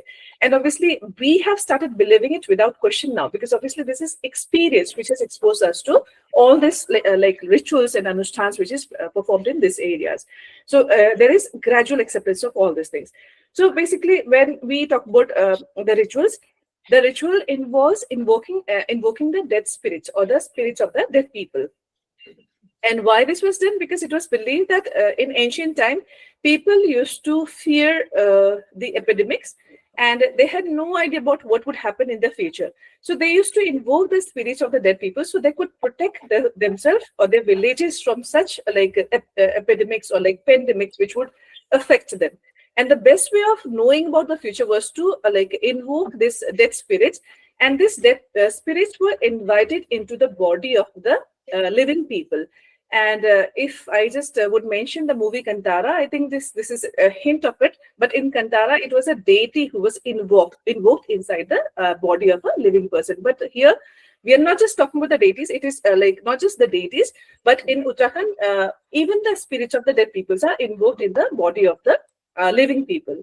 And this particular ritual is performed with the help of this particular, dhun, which is created by dhol and damo. These are local instruments, dhol and damo. And when these are beaten, then gradually that atmosphere for the invocation of the spirit is created.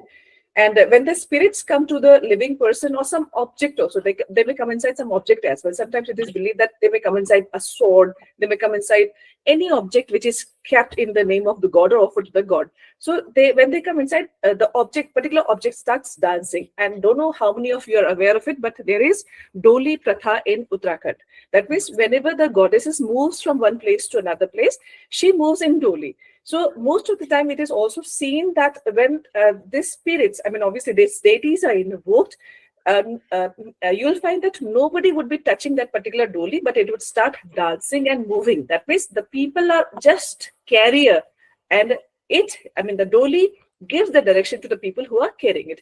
So that way we can say that the spirit or the invocation of the spirit would not just be in a body, it can be inside any object as well. So when we look at the doli, it is just an object because it is just vacant sort of thing where the maybe some symbol of the goddesses is kept, and obviously it would be moving all by itself. And the same thing is with Bhairo Devta also. There is doli of Bhairo Devta, and there is trishul and everything which is given to or offered to Bhairo Devta. So sometimes it is believed and said that they can move, or they can move without being just touched by the human bodies or human being. So it is itself a very what I could say, like intriguing thing, because people who are quite rational and scientific won't believe these things. But yeah, we have actually seen and we have witnessed all these things in the hilly regions of Uttarakhand. So obviously it is a part of the culture of the Uttarakhandi people. And if you talk about this invocation, Dhol, Damu, and like Bhairo Yatra and all these things, then obviously it is nothing new to the people of Uttarakhand. They are aware of everything which goes here. So moving to the next slide, we just would focus on what he said by Philip Prasad in his book Tantra, the Cult of Ecstasy. He just here talks about how the goddesses were of importance in the hill regions of the Uttarakhand and why we keep them in the center of every tantric puja. It was believed that the goddesses take the center place in the tantric anushtans or the pujas.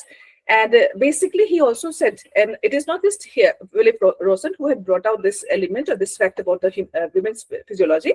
There were other researchers also who brought out this study that women's physiology is spiritually more receptive as compared to men's physiology. And basically, he also spoke about the effect of movement of universe or like anything. I mean, even the phases of moon having its effect on the body of the female. So obviously, her it was also said that her menstrual cycle is in phase with the different phases of the moon. Whereas a man's body will not have this sort of effect in its body or his body. So obviously, that's why the female was kept at the center of the tantric anushtans, which were performed in the regions, basically the Himalayan regions. And she was considered to be the goddess of power, because obviously, ultimately, if the power is invoked inside the goddesses, that means she will be happy and she will bestow you with all the blessings.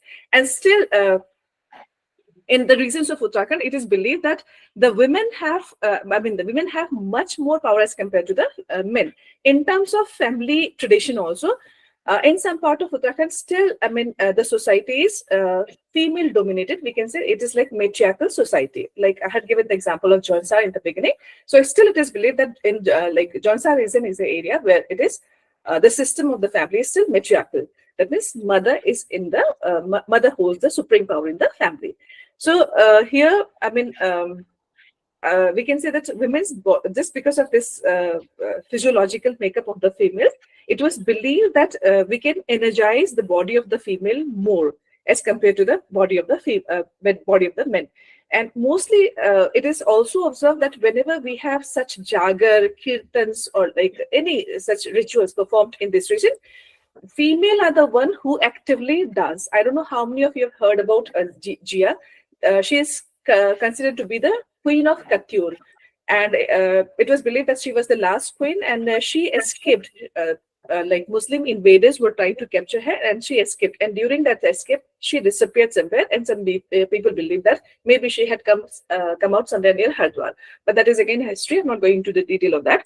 But again, when we talk about this Katyur dynasty, we just see that no other Katyur Raja or prince is worshipped as much as Jia is worshipped. So obviously there is another story of Jia, which is again a female deity, we can say, of the locals of the this Kumaon region. Now, I think we can move to the next slide, ma'am. Yeah, and when we talk about the place of female in this worship, then we just can go to the history of the female worships, and we are just talking about Nanda Devi in the next slide. So here again, S.S. Pankti mentions Nanda Devi Puja. He says that this puja was performed in this region before the Vedic age. That means it is a tradition of the Himalayan region since ages, and obviously Lord Shiva and Goddess Parvati were worshipped in Tibet with different names. But again, when we come to Goddess Nanda Devi, she was a part of this tradition, or the Pawan Dharma, or much before the Pawan Dharma arrived here. She was worshipped as the female, that's of inception of the energy in the universe. And obviously, in the form of the Shakti that we can say, right? She was worshipped here in this region. And just moving to the next slide. He just, S.S. Pankti again mentions the religious processions which takes place in this region. And he just talks about different goddesses who are worshipped here. And he just says that how these processions are part of a reflection of how these things were done.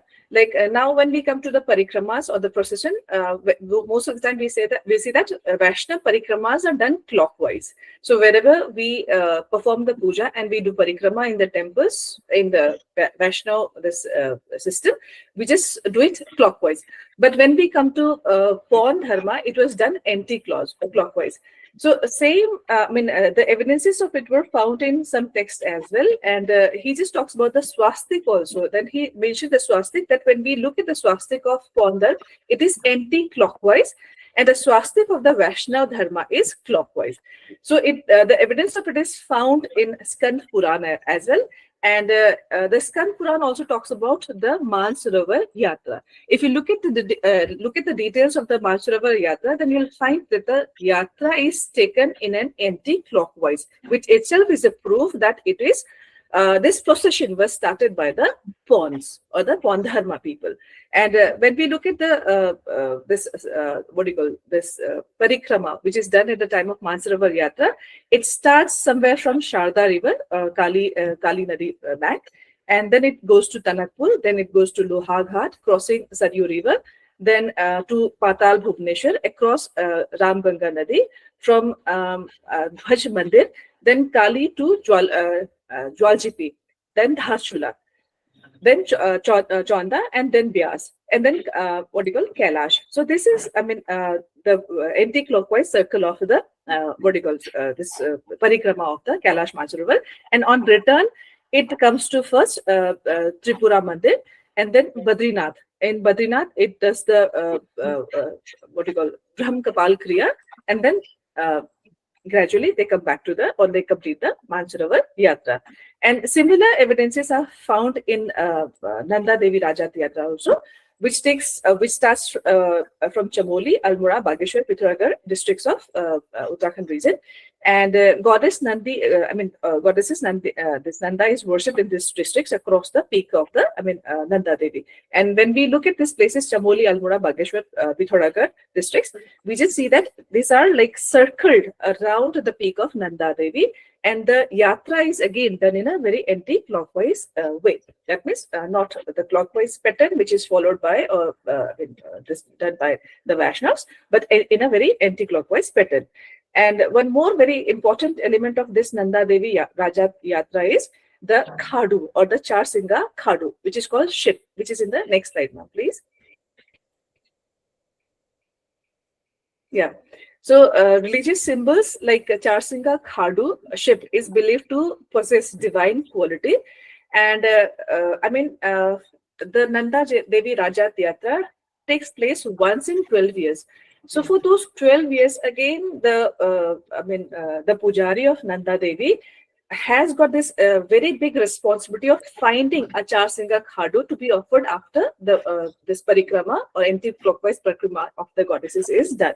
And once this parikrama is complete, the Khadu is set free in the direction of the cliff of the mountain, and the Charsinga Khadu is set free. That means this is the Bali Pratha which is to prevail here. That means the animal were not sacrificed. They were set free in the name of the goddesses.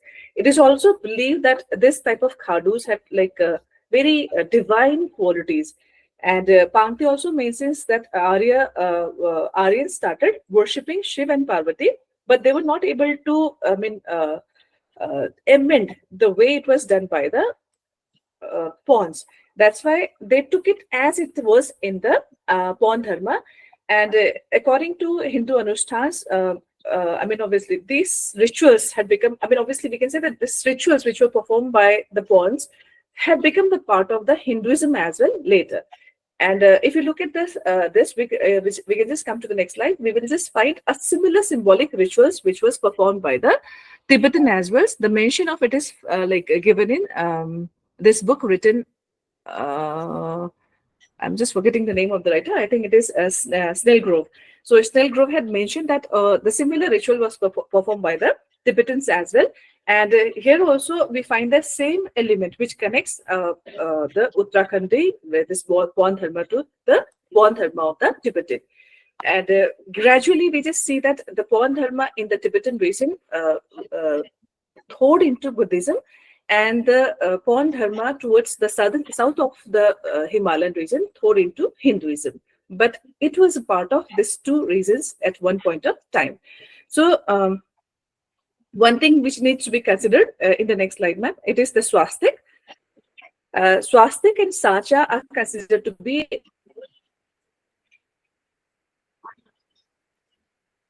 very important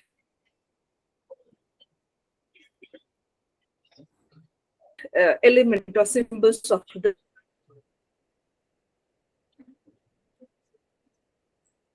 Tantra system. But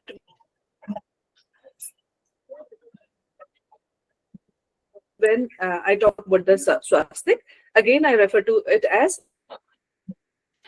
used of the swastik boss or the people of the Bon Dharma. So basically here, when we look at this swastik which was used by the Bon Dharma, we find this swastik being imprinted on the sachas as well. Now, what exactly is sacha? Sacha used to be a piece of paper or maybe tamrapatra or any like bhojpatra. It used to be like inscribed into those patras, and it was written in Pochi, Pandwani, Chandwani, and Bhattakshari script of the regions, which was spoken in the region. And they were, I mean, you'll find evidence of it still in some houses. I mean, these sachas are still preserved by the people, local people. It is folded in a very in a red cloth and kept safely. It is brought out only when certain tantric rituals are performed in the family. Basically, I told you the reasons of these tantric rituals. It's like Jonsar and the other healing reasons of the Uttarakhand, but yes, it is still performed there. So swastik and all these sacha were made anti-clockwise. When we look at the details of the swastik, we find that it is in the anti-clockwise the shape. Moving on to the next slide, ma'am. Now, this is the nation of the Kuti village, which is again made by Pangte, and this village is in Pithoragarh. So, when we talk about this Kuti village, it is believed or it is said that there is a stone carving at the height of 12,000 feet, and it is near the border of Tibet. So, it is a sort of, I mean, this Kuti village, there is a hillock, I mean, sort of chattan, jisko hum keh sakte, and in that particular, this hillock, some engravings are made. So the symbol, I mean, this replica of the engraving is just here in the slide in front of you. So when we look at this this engraving, then we find that there is some mantra which is written here, and before those mantras are the swastik, two swastik signs, which is anti-clockwise. So here, when we try to look at the language or understand the language, we cannot understand the language because it is unknown language, which obviously we cannot read and write. So the locals believe that these mantras were written by the god themselves. That means the people, the locals are still not able to read it. So obviously, maybe it is just an assumption that it was written by the gods, but whoever has written it, it is still there intact and it is still unknown, like who has written it. And moving on to the next slide, it is obviously, like I was saying, that an anti-clockwise. So we just find the rhythm of this anti-clockwise movement in the dance performance done by the people of the hill regions as well. Whether we go to Himachal Pradesh or come to Uttarakhand, we find that they have this system of dance, in which the men and women hold each other's hand and move in an anti-clockwise direction. That means the movement of the dance, the step itself is movement in anti-clockwise way. Now, moving to the next slide. Now we come to this particular mantra of Buddhism, which is believed to be of Buddhism, but it is said that it was taken from Bon Dharma, that is Om Mani Padme Hum. So it is engraved in the stone before the mathas, and there are, when we look at it, I mean, obviously we have seen the symbols already. There are like two swastiks which are like drawn in anti-clockwise direction. इसके अलावा अगर हम देखें तो the dresses which is worn by the people, I mean everything which is done by the people, it symbolizes the Bon Dharma. Here it is said by the people that there was a king called Gyalpo. There was a king called Gyalpo who had engraved this mantras in the stones. So this figure, I mean the figure which was drawn in that particular stone was believed to be of Gyalpo, who was the king of the Zanzung dynasty. which is in the bordering area of the Tibet, which we can say connects to India. A part of it connects to India. But Manas Khand says that at one point of time, this Zansung region was part of India. And Gyalpo was the first Tantric Raja of Tibet, or first, Tantric king of Tibet. So we find other mention of this anti-clockwise swastika in other this also. But coming to this particular Om Mani Padme Hu, it is considered to be the sound of the mantra, which was the mantra which was incorporated into Buddhism as it was, because they were not able to change it much. So when we look at the sound, or when we divide this word, we just find that Om means sound of origin of universe, which is known to all of us. And in Indian Tantra mantra system, this is considered to be the center of the origin of the universe. And when we come to Mani Padma, it is considered to be the Kamal, Bindu, or Ratna, or it is also said to be the genital of a female. And the Bindu, Om Mani Padme, the Bindu, or this Mani in the center, is actually the genital of the men. And it is symbolic to the center, the center of the genesis. That is from where the creation or procreation takes place. And when we focus on Hum, it is the materialization of the mantra. When the mantra is said, finally it has been materialized. So Hum means that materialization of the mantra. So moving here, we just come to the swastik symbol, and some experts also believe that when we look at the anti-clockwise swastik, we just find that maybe we can say that if we talk about Om, then Om must have come into the form of Om from this anti-clockwise swastik. Because if we look at it, then obviously Om cannot come to its form from the clockwise swastik, which is otherwise followed by the Vaishnavas. So obviously it is believed that maybe they used to write in running handwriting, or they used to make this swastik, anti-clockwise swastik, in a running handwriting. In that process, the Om came to its original form as we see it today. Moving on to the next slide, we'll just get a hint of exactly what I'm trying to say here. So this is how they have tried to define it, that maybe we have come to the original form of Om, the Om which we write today. This way only. That means it was progressive. That means the pujaris used to write it very fast. That's why in that process, they used to miss out some of the parts of, or lines of this anti-clockwise swastik, and they wrote it the way it is written nowadays in the form of the Om. I just can't say very concretely that this is the fact, but obviously my research came to this conclusion that this could be one of the process of the origin of the Om. Now, when we look at the, we have already spoken about the Mansarovar Yatra, and यहाँ पे थोड़ा सा पूजा पद्धति के बारे में है, जिसमें हम कहते हैं कि हाँ, अगर हम इस पूजा पद्धति को देखें, तो we'll find that Hindu, Bauddha, Jain, every religion had a little hint of Pawan dharma in it. Historians also believe that this Mount Kailash was considered to be the Tirtha of the Pawan dharma. That means if they had to perform these pilgrimages, then they would go to Mansarovar, or the Kailash Mansarovar. I mean, thousands of years back, it was believed that thousands of years back, there was a Nepali princess who came to Tibet. So before her arrival, only Pawan dharma was followed by the people of Tibet. But after she came, she brought with herself the Buddhist monks. And when she brought the Buddhist monks here, they started spreading this Buddhism in Tibet as well. Otherwise, before this, only Pawan dharma was part of the Tibet, and obviously they used to perform or follow the Pawan rituals. And again, when we talk about Pawan dharma, we just know that Nalanda University was established by the Buddhists. And when we talk about Buddhists, they were staunch believer of the sadhanas. Sadhana, not sadhana, meditation, and they were against tantra. But despite this,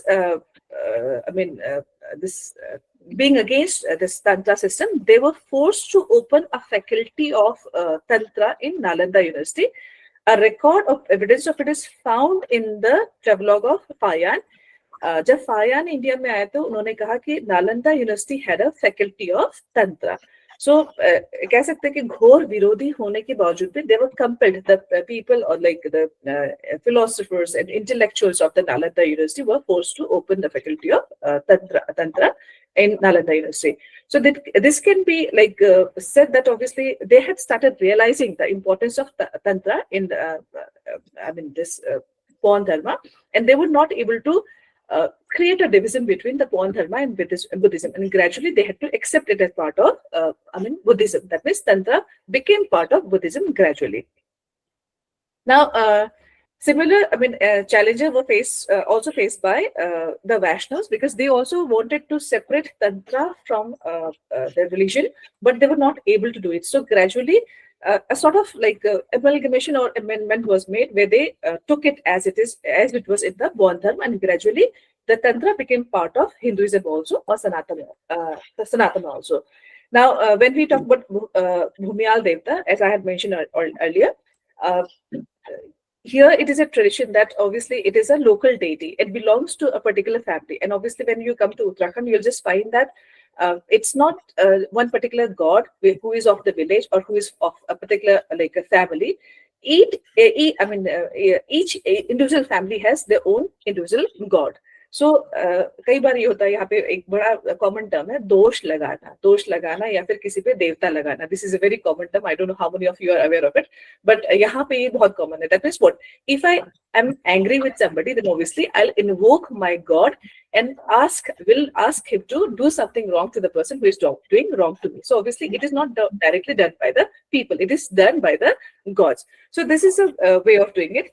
And especially we find the mention of it in the Jagar also, the Pawn Dharma, which it was in the slide. Ma'am, just can we move back to that slide? Ma'am, yeah. Sorry to intervene. We have 5 more minutes.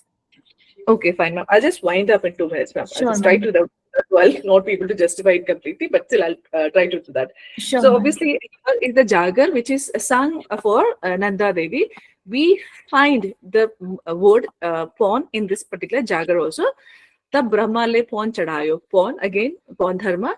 Man ke ghat lagai. Ghat again is this act of doing something bad to somebody who is not wrong to you. So ghat lagai, tab man ke libas dilai. Next is ekuti bhair, ekuti bhite, daily mangal, pawn udi gai. Pawn udi gai. So maybe it is symbolic to maybe how pawn religion just went out of this place or whatever it is. But again, we find the mention of Pawn Dharma in this particular this Jagar of Nanda Devi as well. And moving on to, I'll just come to the slides only. I just won't go to the detail of it. Next slide.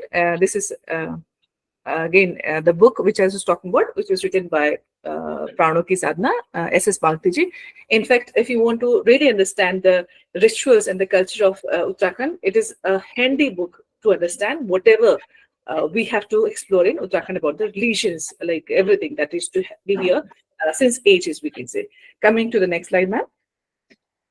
Now, Arise Arjuna is a book which was written by David Frohle. He is an American researcher and historian. He again talks about Shanshung dynasty, and he says that it was part of India at one point of time. And he says that Pawn Dharma was practiced here also, similar to how it was practiced in India. That means, when we talk about the practice of Pawn Dharma, it was similarly practiced in both the parts of this Tibet and India. Moving to next slide, ma'am. Yeah, then we just have this mention of David's Snail Grove as well. He just talks about Pawn Dharma, and he says that it was Pawn Dharma was part of India, and from India it traveled to Tibet. And he also talks about the descendants of Pandavas. We all have heard about the yatra of Pandavas towards heaven. And when we talk about heaven, I don't know how many of you have heard that they had taken the march through the Mada village, which is considered to be the last village of the country, that means India. And now, since the visit of Prime Minister Modi, it has been called, or it is called the first village of India. But actually, it is believed that Pandavas took their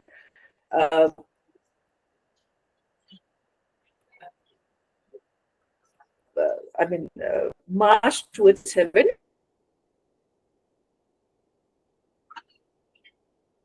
from this particular village, Mada, and they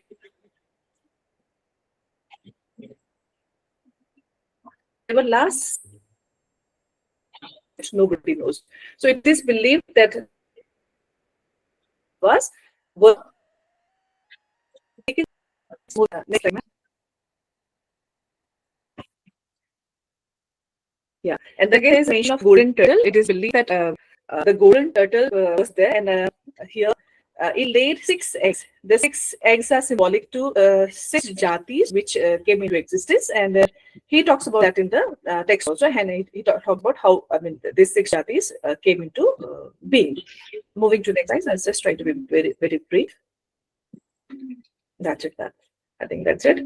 And there's much detail to it, but I think I'll just complete that in some other lecture. Okay, ma'am. Over to you, Surabhi, ma'am.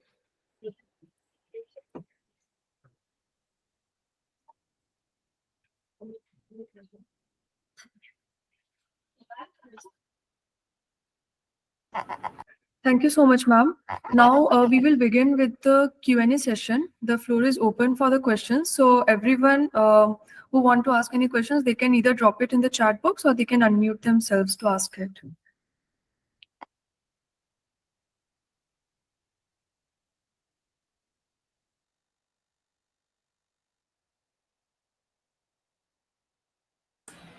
Chandra, we have questions in the chat box. Maybe you can address them first.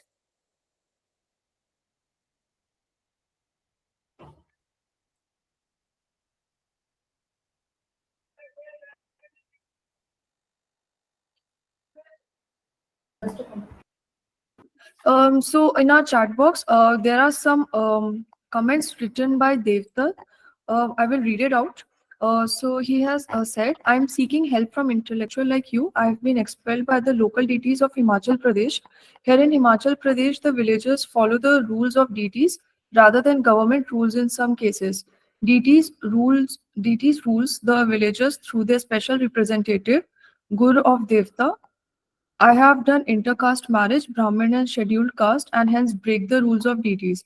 Deities has expelled me publicly in presence, gathering of people. Please address the comment. I don't know because obviously he's talking about something which is working in 21st century. So I don't think he should be taken. I mean, the deities should be taken as judges because we need to be more rational when it comes to passing any judgment.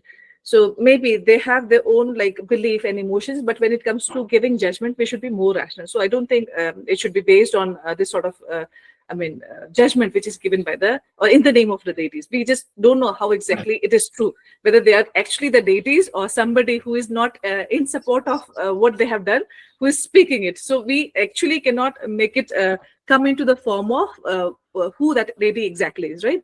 So sometimes I can just pretend that yes, I'm a deity and I'm speaking, but if I'm against you, then I'll speak against you. I'm in favor of you, I'll speak again, and I'm going to speak in favor of you. So I think this sort of cases should be taken very seriously, and judgment should be given by rational people instead of being based on this emotional judgments. Hello, excuse me, ma'am. Are you hearing my voice? Dave, that's right. Yeah, I'm able to hear you. Yes. Is the question for me, sir?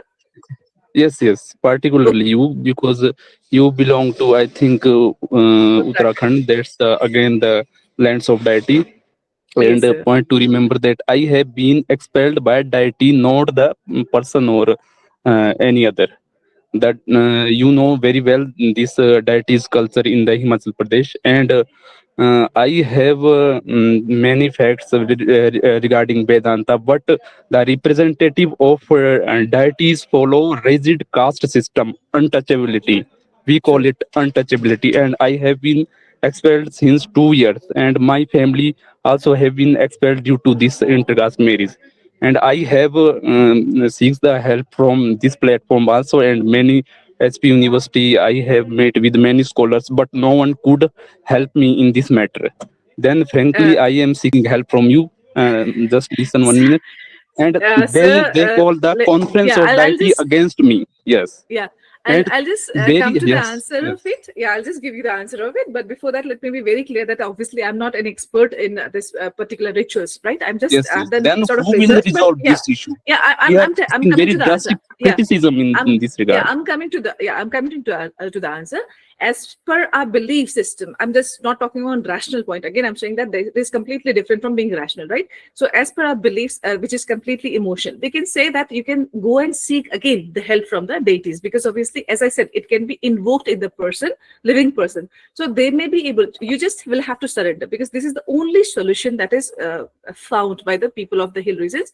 So by surrendering, you can say that what would be the how can you just surrender means what?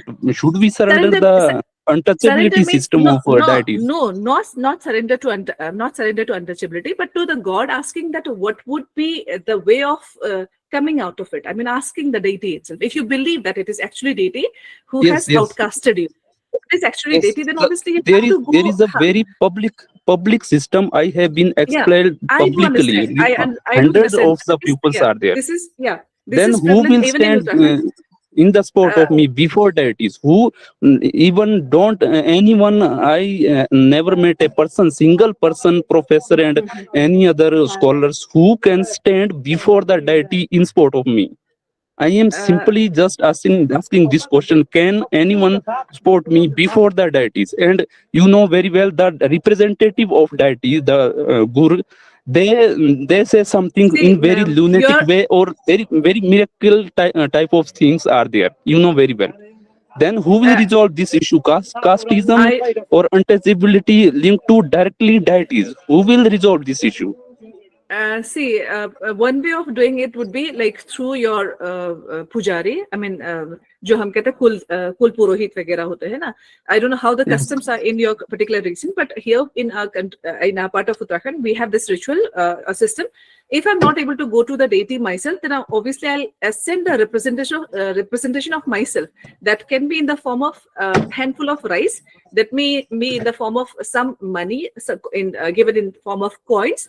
So obviously it will be my representation, and then he can go and speak to the deities. If it can be done that way, obviously. If you cannot stand, then maybe your Kul Purohit can stand for you and just ask what you should do for forgiveness. Okay. It's very open question and not. It's my personal view. Many of the person who have done such kind of things and marriages and other issues, untouchability. Also, their people do not each other foods, share the even don't want to sit together.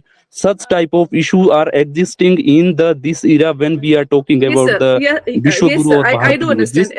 What is the this? Tantra practice is very strict. I do believe that Tantra. I mean, obviously more than this other Sanatan. It's a particular not Tantra case. It's a deity system very different from Tantra. Yeah, sir. If you talk about local Tantra if you talk about the deity system, it is based on Tantra system, sir. So obviously it requires a lot of devotion. But can we support the untouchability? Can we support this? And who will come forward to rescue such type of pupils and such type of system? And we are very in the critical phase and facing a lot of criticism also. And many of our lower caste people are moving from Hindu dharma toward the other religion, Christianity also. Muslim. It's again, I would just say that it is all about being rational and being emotional about the deities. So if you're more rational, then obviously you can just give up on this ideas of untouchability, which is predicted by the deities. If you're emotional, then obviously you're going to be very attached to it. So the decision is yours completely, because sometimes when we talk about certain things, it's like the psychological thing, which contracts us, which binds us more than the actual thing, which is there, which exists, which has got any materialistic existence or material existence. So I just believe you should be. I mean, simply asking if anyone in the audience of this conference can stand before deity in sport of me. Just one simple question. Can anyone in this conference, so much scholars, Vedantic and Shankaracharya people, whatever, can anyone stand before deity in sport of me? They are just demanding on only single person in sport of me. Can anyone tell something in sport of me, untouchability, before the deities? Or there is not a closed room conference, that is a public gathering all over the Himachal Pradesh and Uttarakhand. You know that's very well. and we are publishing simply many papers in the very closed room system, and what is the people are suffering from very different kind of things. Ji, you have pulled me also into the talk of Dr. Laxmi ji. I'm sorry to Yes, encroach your area, yes, Laxmi ji. it's No, fact, no, no. it's You're fact. most Vishwa Guru welcome, sir. Bharat, Most it's a welcome. hardcore reality. See, actually, uh, you have written in the chat box that they expelled, deities expelled you after the Yes, intercaste. yes, of course.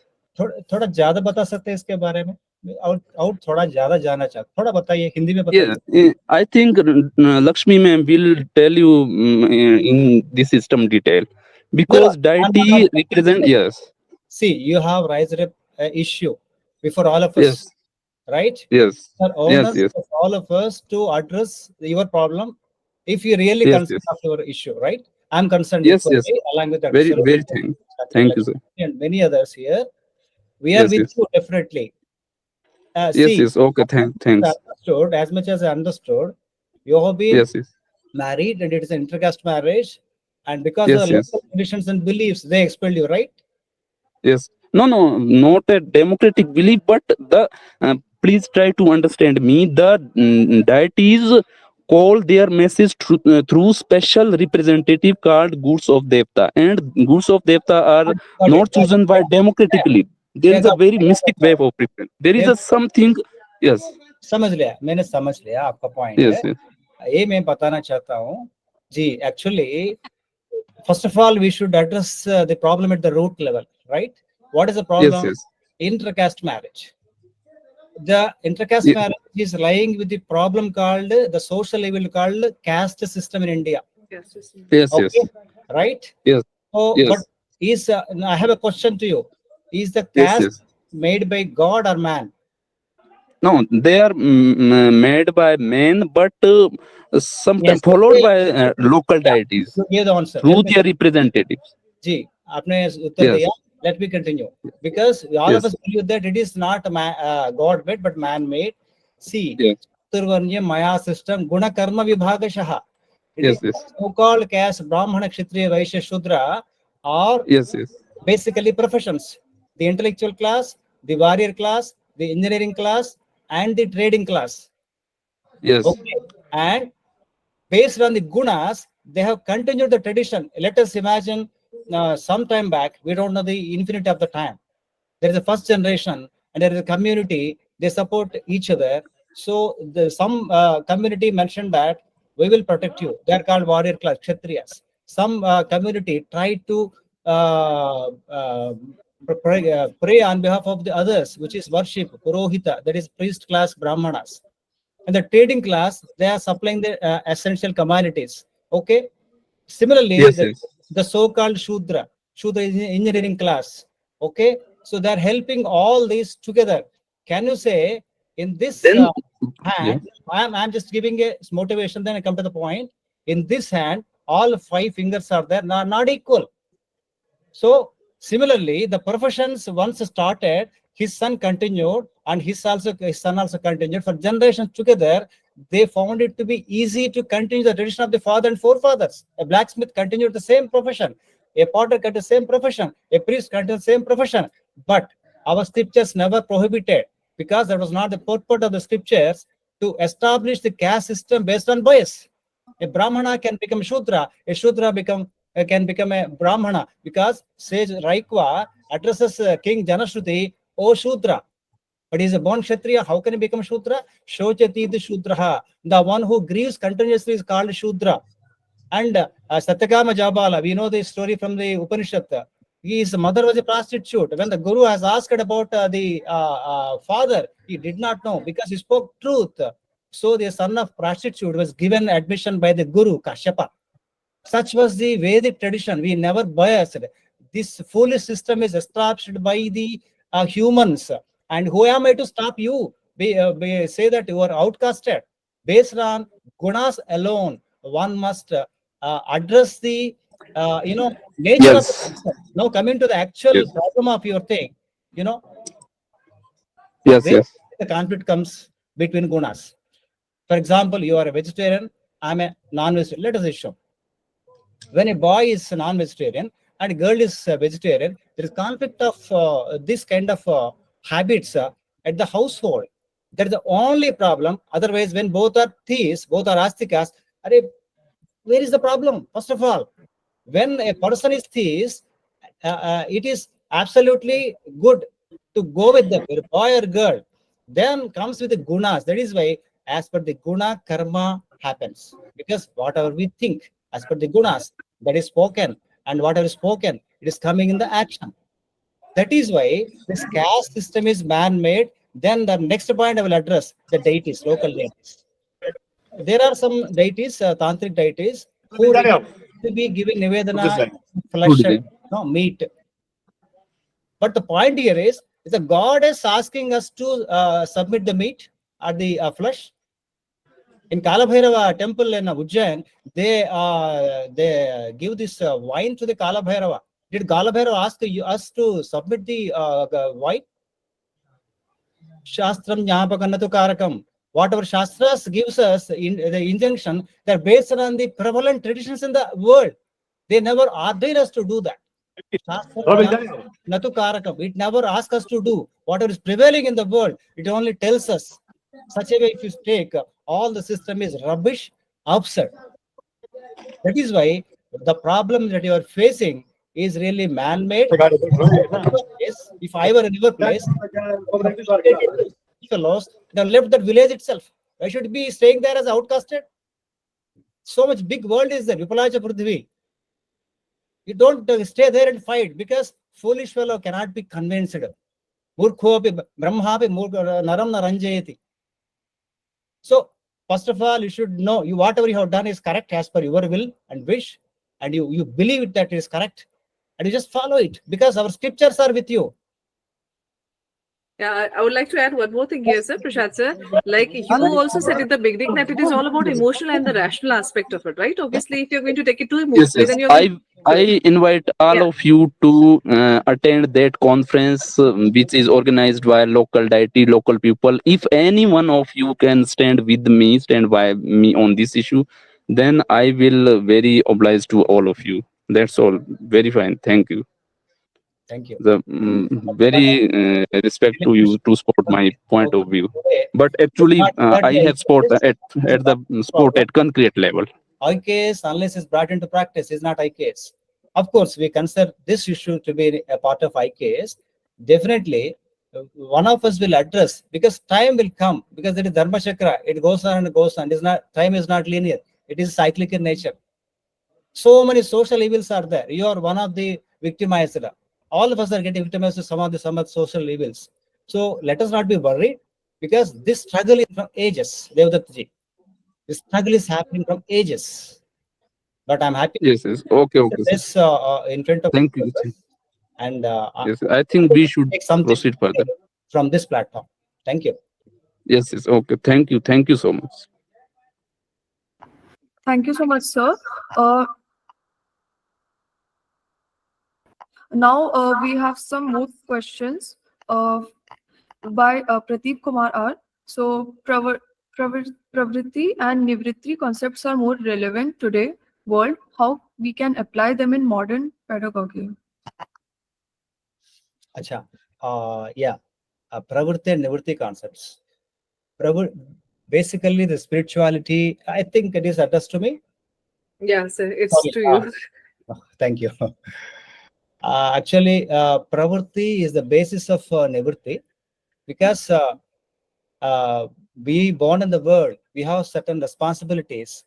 As a householder, I have my family. I need to fulfill all of my duties. In the name of sannyasa, I should not renounce and run away to some forest or secluded place. Our shastras never teach us this. Everybody invariably must attend pravritti. For example, teaching is a pravritti, because I am taking salary from my institution. Doing research is a pravritti. And treating co-human beings as equal with us is pravritti. Atmanaha pratikulani pareshana samacharit, as Mahabharata says. So this pravritti becomes the basis of the nivritti. That is my spiritual practice. So spirituality prerequisites the pravritti. That is in the name of nivritti. The prerequisites pravritti. So pravritti is the foundation. Nivritti is the monument.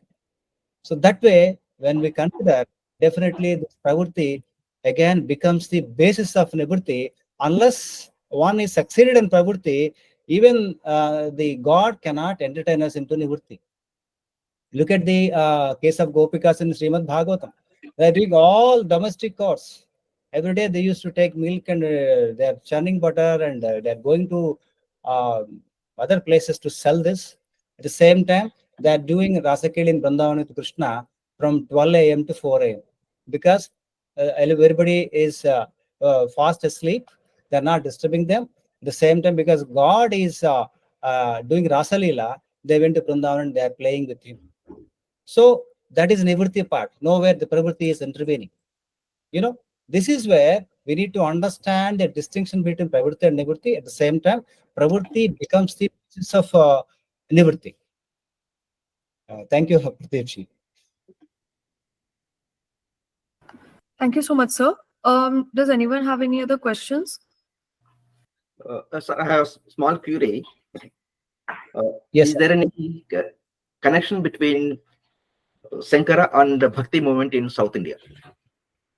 Actually, Bhakti movement, Mira is one of the role models of Bhakti.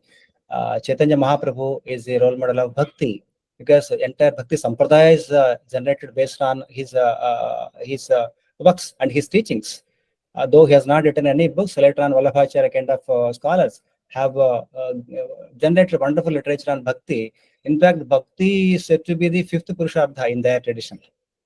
Dharma, Artha, Kama and Moksha are there. At the same time, again, you have Bhakti above all these four.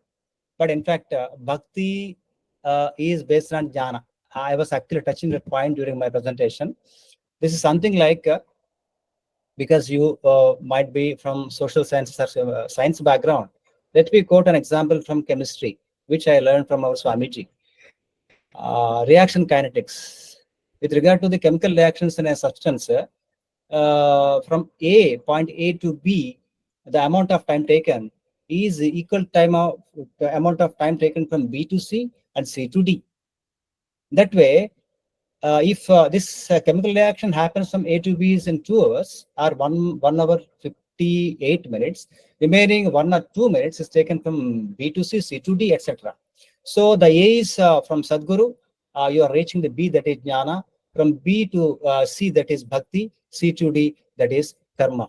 So Jnana becomes the basis of Bhakti because there's something like there is a mango plant, water is required, and manure is also required.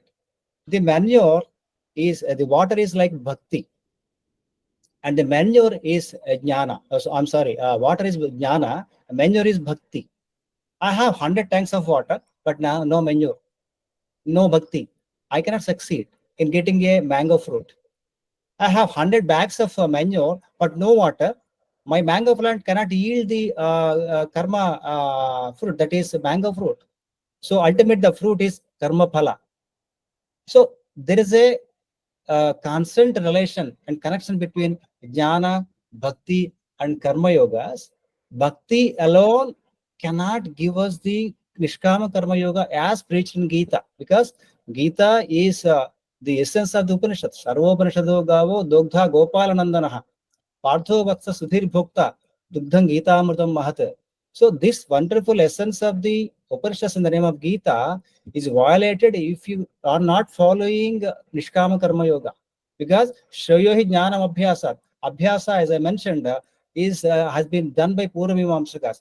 No analysis. Just they are doing a ritualistic tradition, blind tradition. Andheneva idhaniyamana adhandaha, Kathopanishad says. But no analysis at all. Shrayohi Jnanam Abhyasas. Jnana is better than Abhyasa. And jnana dhyanam visishyate. The dhyana is better than jnana. Dhyana karma phalatyagaha. When you are doing karma phalatyaga to the Sadguru or the society, in the name of God, you are serving the humanity with the pleasing of the God, then it is karma phalatyaga. Tyagat shantiranantaram. You attain the peace by doing the karma phalatyaga.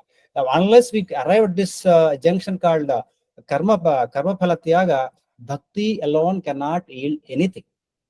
Bhakti definitely is giving us an emotion, avesha, as mentioned by Ramanuja, Vedana Deva Kaivalyam. Vedana is bhakti, but doesn't alone give us the moksha. So this way, bhakti movement is really required, because Kalau Nama Sankirtanan Mukti, Bhagavatam says. In the Kali Yuga, chanting the name of the God gives us mukti. This is basically called Arthavada, a white lie. It only to motivate us towards the final goal called Karma Yoga. Unless you reach Karma Yoga, Bhakti cannot help us, neither the Jnana. That way, if you ask whether Shankara has motivated this or inspired this Bhakti tradition, possibly, but Ramanuja has nurtured this tradition, because Ramanuja is not other than Shiva, Shankara, or Madhva is not other than the Ramanuja. They, the three acharyas, came with a purpose, with a divine mission. They have connections with each other, which we unfortunately did not realize because of the misinterpretations of the followers. That way, Bhakti definitely, if you compare Ramanuja's works and Shankara's works, Shankara has written more Bhakti literature than Ramanuja. Definitely, we can say that way also is inspired, because when Jnana is there, Bhakti follows. When Bhakti is there, Karma follows. They are inherently connected with each other. Such a way, you talk about Jnana, Bhakti, you are also talking about Jnana, you are going to talk about Karma. Hope I answered the question. Thank you, sir. Thank you so much. I have a couple of queries to Dr. Laxmi Rawat. Ma'am, Yes, sir. under Pan Dharma qualities, you have mentioned animistic. Is it animistic or animistic? Animistic. Oh, but it was The worship of mentioned. the nature, yeah. Yes, yes. Okay. And another query is, you mentioned that Khasas migrated to Uttarakhand before, from where they have migrated? So exactly, there's a history of Kharsas believing that maybe they had come from some part of Tibet. So it is believed that maybe they have moved from this region to Uttarakhand. Okay. But in that case, who are the local people who followed this Pan Dharma? Those who already were there. I mean, obviously, when we trace back the history of Uttarakhand, we just start from maybe Khasa tribes. But it is not that like the Khasas were the only one who used to reside there. There were people who used to be there. And exactly, I just don't know about the history of the people there. But here, we just have mentioned that it is Khasa. And there are Marchas as well. Marchas as well. Maybe they were the one who were already there before the Khasas came to this region. The Evolution tribe. Yeah. Khasas were known as a local matrilineal community, the local tribal community. Therefore, just I want to know whether are there any other tribal communities? Yeah, Marchas are there. Yeah, I just am mentioning them. They are Marchas. Yeah. Okay. Before the Aryans came, the Khasa, the Marchas were already there. So, are they belong to matrilineal or matriarchal society? It's because, like if you talk. Because you talked about the matrilineal. Yeah. It is in Jaunsar region only. It is mentioned that it is in Jaunsar region. But yeah, basically when we talk about the Himalayan region, it is believed that in ancient time it was matriarchal. Okay. Our society was matriarchal. Yeah. Gradually, with changing, this systems and everything, we have become patriarchal. But at one point of time, it was matriarchal. But still, when we look at the family system of the people who are still residing in the hill region, we will find that it is female-centric, because all the work of the house and everything is done by the females. The males are there just, in Uttarakhand, there is a very common saying that जो Uttarakhand का आदमी है, that means the men of the Uttarakhand हल जोतने के लिए केवल है, but rest of the thing is done by the females of the Uttarakhand. So that way, the dominance is of the female. When we talk about the economic contribution in terms of like the family contribution, whatever we talk about, the dominance is of the females still there. And one last query, madam. In your slide pertaining to Professor L.D. Joshi's book on Khasa family and law, so I found some contradiction. Please comment on this or correct me if I am wrong. See, you mentioned Lord Shiva was worshipped before the Khasa came here, and Tantric have derived from the Pan. That means perhaps from the local, the tribal communities. Pan Dharma, I just couldn't get you. Could you please repeat that? No. Tantric, you're talking about Tantric Anushtans, right? Yes. Tantra, yeah. Shiva, yeah, obviously Shiva, as we say that, I had also mentioned that Shiva was worshipped since ages, but the name of Shiva was not Shiva. Before that, it was worshipped with a very different name. Okay. And yeah. The practices of the local people. Yeah, practices of the local people. It was, yeah, born dharma. Khashas adopted born dharma. Okay, Yeah. thank you. Yeah. Most welcome, sir.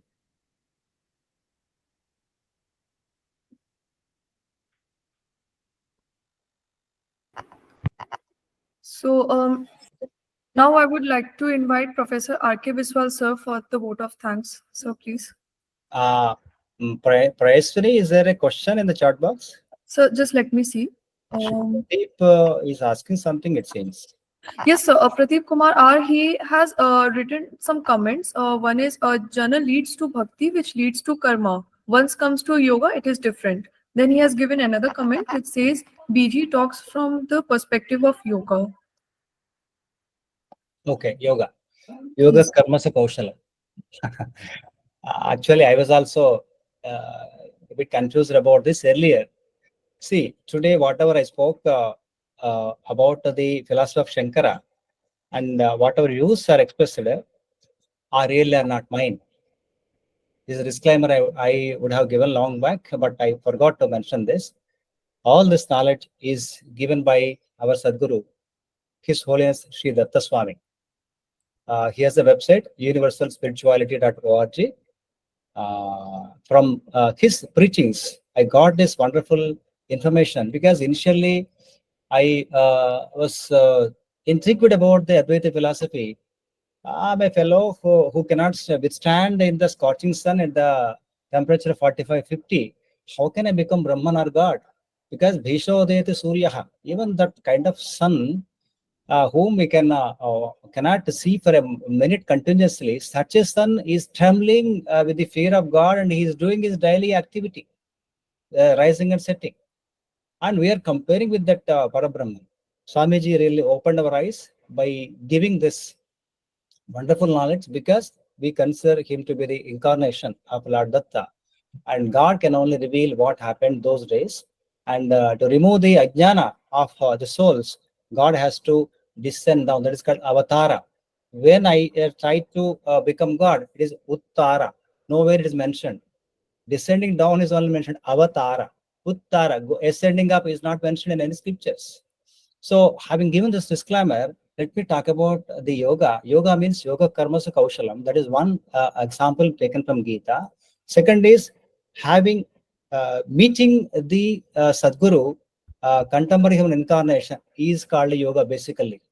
The yoga, Ashtanga yoga, Yamanayama, Pranayama, Pratyahara, Asana, Dharana, Dhana, Samadhi. These are not exactly the Kaivalya that making reach to Kaivalya. I will give an example in Hanuman, which I already mentioned. In fact, Hanuman himself had more superpowers than Ravana. He could have burned the entire Lanka and killed Ravana and brought back Sita Maya. But he did not do, because his master is there. He is so humble and he acted just like a servant.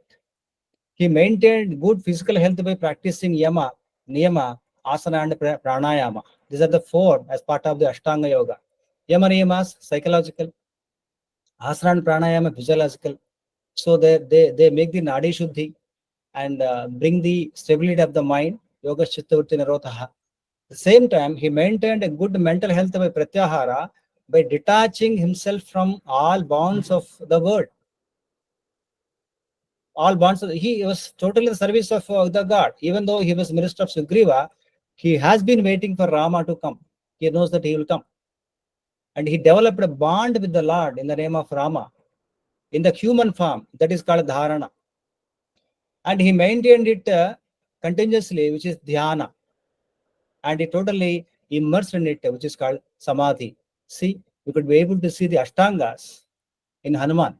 He practiced it. Whenever required, he was in action. Whenever he was not required, after the incarnation of his over, he was really doing his Nama Sankirtana. But during the Ramavatara, he never chanted his name, never doing the worship of the Lord. When the Lord is constructing the bridge over the ocean, he was not sitting and doing Ramajapa. He was into action. So what is required for the contemporary incarnation, that must be attended by the servant soul, or the disciple. So yoga means meeting Sadguru. Yoga is not exactly what taught by what the local teachers. That is why sage Patanjali has introduced this concept called Ishvara, which is not there in Sankhya Yoga, Sankhya system of philosophy, but yoga, and they made a difference between Seshvara Sankhya and Irishvara Sankhya. No, Kapila is the incarnation of Vishnu, which is mentioned in Gita also. So the Prakriti Purusha is to be taken as Parabrahman and Maya. That way, there is no problem at all in Sankhya also, but exclusively the Patanjali system has introduced this Ishvara. That means to attain the God in human form. You cannot attain the energetic bodies because 1,000 years we do the tapasya and you are not able to get the glimpse of the God even for a minute. Tadhasu or Astu, he gives the vara and goes. What about my problems? Like Arjuna, don't have a question. Only why the privilege is given to Arjuna, but not to me or you or somebody else? That means Sambhavami Yuge, every generation he comes down. That is why Swami Vivekananda found his Sadguru. He went in search of a Sadguru. Paul Brunton was searching for his Sadguru. Ultimately, he found his Guru in Arunachala, who was guided by Ramacharya of Kanchi. You know, like this, yoga means basically meeting the Sadguru, because this is Ayujya. All these kinds of are happening with Sadguru alone, because who is able to remove our ignorance forever. Thank you for this question, Sri Prati. Thank you so much, sir. I be confused with a lot of things. That's why I put this particular question in front of you. Because I be reading a lot of scriptures and other things, but I'm not able to understand in a proper way, which I'm a self-developed person, which I'm that is a problem, which I Sir. always. I was also like you until I come to this knowledge. I strongly suggest you to please go to this website, universalspirituality.org. All of us will be definitely benefited. And I have been on cloud 9 since I come through this knowledge. I've been enjoying a lot. And another thing that what you given the difference between Guru and Sadguru, that is Yes. also, it is a beautiful example. A Guru is always a train which always go through the path of line which is already constructed, and Yes. the Sadguru who takes our turns and which Yes. creates some twist in Twist, there. Yes. And you connected with that example with Shankaracharya, and Yes. Shankaracharya done that. He's a very good researcher, and he put the logical form to beat the atheist. That's the thing Yes. which I strongly believe. That's Yes, sir. Yes, sir. why I plan to build that pravritti and nivritti, which we can able to apply in modern pedagogy also, because the most of the our teachings Yes. are working on the basis of pravritti, and at the same pravritti only. So how we can bring the nivritti also into it, and we can Yes. uplift the mindset of the students to Absolutely, sir. build their. I totally agree with you. Unfortunately, in current education, in the current curriculum, the spirituality is totally missing. In those days, kings used to patronize the spirituality. That is why there were no jails or courts or like this. They used to punish on their own. They have their own court. But still was not this much. These days, everywhere you have to, there are a lot of loopholes to escape from the system instead of committing the sins. Why? Because from the school level onwards, we are not able to teach the children what to mean by spirituality. Spirituality is the backbone of any success, basically. So how can we simply know? People think that by retirement of age of 60 or 65, let me start to read Gita. Let me start to read Sanskrit. This is not the way. In Gita also you can see Thank that. you. In Gita also you can see that first comes jnana, then comes bhakti, then comes karma. Exactly. So I always think that why Vedavyasa put like this. Today I got the answer for that, because first the jnana comes, then the bhakti will comes, from there the karma will comes. So that's a good enlightenment what I get, which I am searching for this particular answer for different communities, but I never got that particular thing. So thank you so much. It's a great enlightened session, sir. Great enlightened session. Thank you so much. Thank you, sir. Wonderful questions. Prayaswini, please take over. Yeah, sure. Thank you so much. Now I would like to invite Professor Surbi ma'am for the vote of thanks. Ma'am, please. Thank you Prayaswini and सबसे पहले तो मैं प्रसाद sir का बहुत बहुत धन्यवाद करूंगी। हमारी तरफ से जो भी आपको असावधानी या असुविधा हुई है उसके लिए बहुत क्षमा मांगती हूँ। लेकिन आपकी वजह से आज का ये सेशन बहुत ही उद्देश्यपूर्ण रहा और लक्ष्य मुझे लगता है पूरा भी हुआ। कुछ चीजों को समराइज कर लेती हूँ जिसमें जो सर ने बताई हैं उसके हिसाब से जो हमारा थीम है कॉन्फ्रेंस का ह्यूमन रिसोर्स एक्सेलेंस, और उन्होंने शंकराचार्य को एक उदाहरण के रूप में जिस प्रकार से हमारे सामने प्रस्तुत किया है उससे मुझे नहीं लगता किसी को भी शंका रह जाएगी या संदेह होगा कि भारत की ज्ञान परंपरा में जिन लोगों को शिक्षित दीक्षित किया गया था या जिन्होंने भी उसे लेकर के आगे बढ़ाया है वो अपने आप में एक उदाहरण है, exemplary examples of excellence and in the humans. So even आज हम जब दोबारा कोई चीज बात कर रहे हैं या उस तरह की चीजों को लाना चाहते हैं प्रकाश में, तो उन लोगों को साथ में लेकर चलना और उनके द्वारा दी गई चीजों सामग्री को एक सही अर्थ में उपस्थित करना बहुत बड़ी आवश्यकता है समय की, जो आपने हमारे समक्ष बहुत सारी अच्छी प्रकार से रखा। बहुत सारे जिज्ञासुओं के जो प्रश्न आपने उठाए वो सभी आपने उनका उत्तर दिया। और जो दूसरा पक्ष था जो लक्ष्मी मैम का था, मैम से जब मैं मिली थी तो उसका एक पृष्ठभूमि थी उसके पहले, क्योंकि मैंने मेरे गुरु यहाँ पे हैं प्रोफेसर रजनीश कुमार मिश्रा सर, उन्होंने मुझे 3 साल पहले काम दिया था कि आपको एक पुस्तक लिखनी है काश्मीर का योगदान, भारतीय दर्शन में काश्मीर शैव दर्शन का योगदान, काश्मीर का योगदान इन अ सेंस। उसको जब लिखना आरंभ किया था तब मैंने कल्हण की राजतरंगणी का बहुत विस्तार पूर्वक अध्ययन किया था। तभी ये सारी वस्तुएं मेरे समक्ष आ गई थी कि खस का कश्मीर से क्या संबंध था, हिमालयन टेरिटरी से क्या संबंध था। तो जिस तिब्बत से आप खस का जो आना जाना या जो आप बता रही हैं इतिहास, उसका पूरा साक्ष्य कल्हण की राजतरंगिणी में है, उपस्थित है।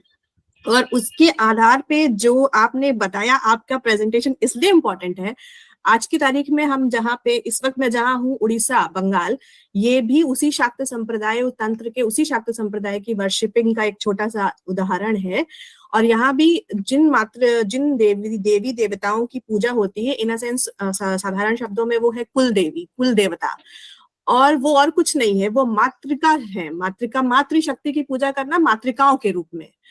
लेकिन तंत्र का समस्या सबसे ज्यादा कहाँ आई है, जो देवदत्त जी की समस्या का जड़ है, कि उसके लॉजिक को हम बहुत पहले छोड़ चुके हैं और उसके रिचुअल पर फोकस हो गए हैं। तो होता यह है कि जिस तर्क के कारण उस चीज की स्थापना की गई थी शास्त्र में, जब हम आगम को पढ़ते हैं, जो आपने 2 बात बताई, सेमिनिस्टिक और एमिनिस्टिक, अगर इसको शास्त्रीय भाषा में ले जाऊं तो ये आगम और निगम है। निगम हमारा वेद हो गया, आगम पूरा का पूरा शास्त्र है, जो जहां इसका बहुत विस्तार पूर्वक तर्कयुक्त विवेचन विश्लेषण सब कुछ है, बट उसको पढ़ना और समझना दोनों हम बहुत पहले छोड़ चुके हैं। जब वो चीजें समझ में आ जाएंगी तो ये प्रश्न जो सर देवदत्त जी के साथ समस्या के रूप में आकर सामने खड़ा हुआ है वो नहीं आएगा। इसीलिए जब प्रसाद सर ने ये बात कही कि क्या देवता कहते हैं आकर मुझ पर ये सब कुछ चढ़ाओ, यही समझना जरूरी है। यही प्रश्न है जहां हमारा तर्क, हमारा विवेक कार्य करना चाहिए। इसको समझ ले गए तो हम सब कुछ सुधार ले जाएंगे, क्योंकि शास्त्र का दोष नहीं है यदि हमारी समझ में फेर है। ये बस यही है हमारा आत्मनिरीक्षण, और शायद इसी की आवश्यकता है जो आने वाले समय में होगी। तो आपसे तो इसीलिए मेरा स्वभावतः जुड़ाव बन गया कि नहीं, जो मैम कह रही है वो मैं समझ सकती हूँ, और मुझे उसको प्रसाद सर के साथ ही क्लब करना है, क्योंकि मुझे पता है कि यही युक्ति आगे पूरे सेशन में काम करेगी। तो उसमें मेरा आप दोनों ने निवेदन स्वीकार कर लिया, उसके लिए मैं आपका बहुत बहुत आभार व्यक्त करती हूँ। आने वाले समय में भी मैं आप लोगों को कष्ट देना नहीं छोड़ूंगी, इस बात के लिए भी आश्वस्त करती हूँ। Most welcome. तो इसी के साथ मैं चाहती हूँ अपने सारे वक्ताओं और श्रोताओं दोनों से ही कि आप सबने हमारा साथ यहाँ तक दिया, आपने प्रश्न रखे, उस सबके लिए आप सबका बहुत बहुत आभार। And over to you Prayaswini, you can take the next session. Thank you, ma'am. So now we will, with this, we will begin with our paper presentation session. And for this, our chairperson is Professor Koteshwar Rao, sir. And moving on to the paper presentation, I would like to invite our paper presenter, Ms. Anumita Mallick, who will be presenting on the topic Pakhala, Indigenous Rice-Based Fermented Food of Odisha. protection and nutrition. The time limit for the presentation is 20 minutes, and after that, we will have a question and answer session for 10 minutes. I would also like to inform the audience that they can ask questions in the chat box or after the completion of the presentation, or they can unmute themselves to ask the questions. And during the presentation, kindly keep yourself on mute. Over to you, Ms. Mallick.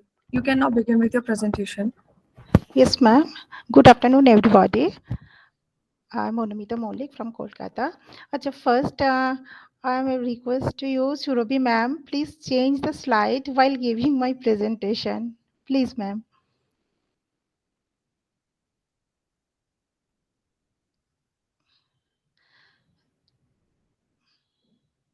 Yeah, sure, Anumita. Wait for a second. I am presenting your slides. Sure, ma'am.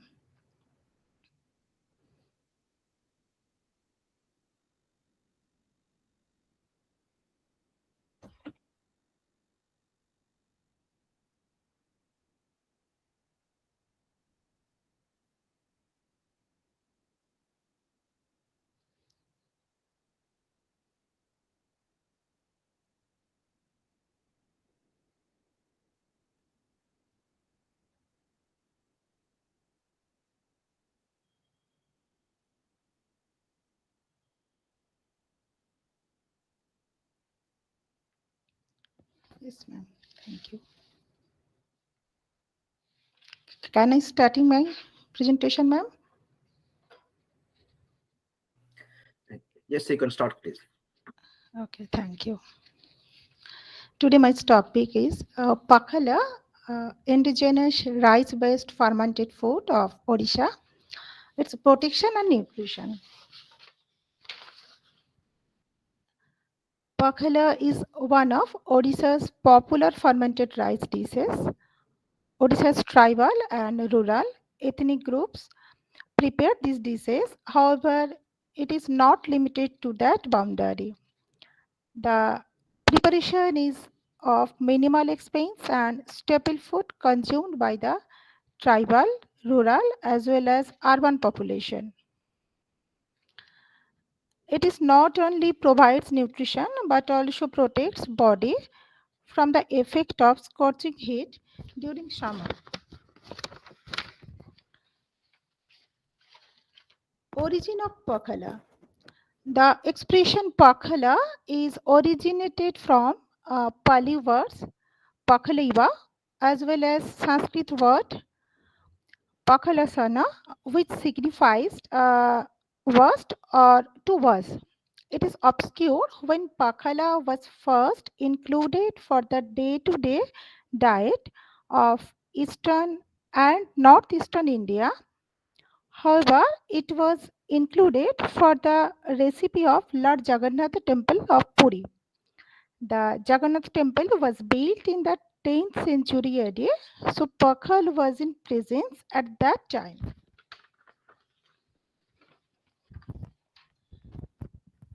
The preparation of Pakhal. Pakhalvata, in a simple term, is the soaking of the cooked rice in water. Generally, Pakhala is a slightly fermented rice.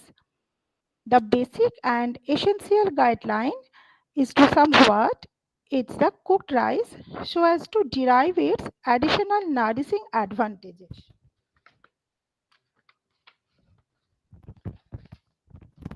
Different types of Pakhala is number one, Shaja Pakhala.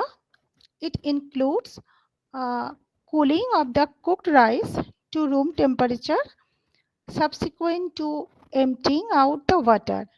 Then at that point, water is filled the pot containing the cooked rice. It can then be quickly served by adding a touch of salt. Number two, Basi Pakhala. Assuming the cooked rice is fermented for whole night, being prior to being served, it is called Basi Pakhala. After serving the Shaja Pakhala, as referenced above, simply leave the cooked rice absorb water in an earthen pot for the time being. The rice gets slightly fermented, causing a marginally tart and sweet taste. A touch of salt is to add it before serve. Number 3, Dahi Pakhala. Plain yogurt or curd is added to the Shaja Pakhala, arranged out of the newly cooked rice. It is finished to determine a sharp taste without fermentation of the rice, as in the event of Bashi Pakhala. Anyway, certain individuals favor adding yogurt to Bashi Pakhala too. Number 4, Chunkadiya Pakhala. This is when Saja or Bashi Pakhala is tempered with chunks. For setting up the chunk, heat a spot of oil on a skillet. Then at that point, add mustard seed, curry leaves and dry red beans stew and saute it. From there on, add this chunka in the pakhala bowl. You may likewise add some curd in the event that you like. Yet remember to add it minimum salt prior to serving.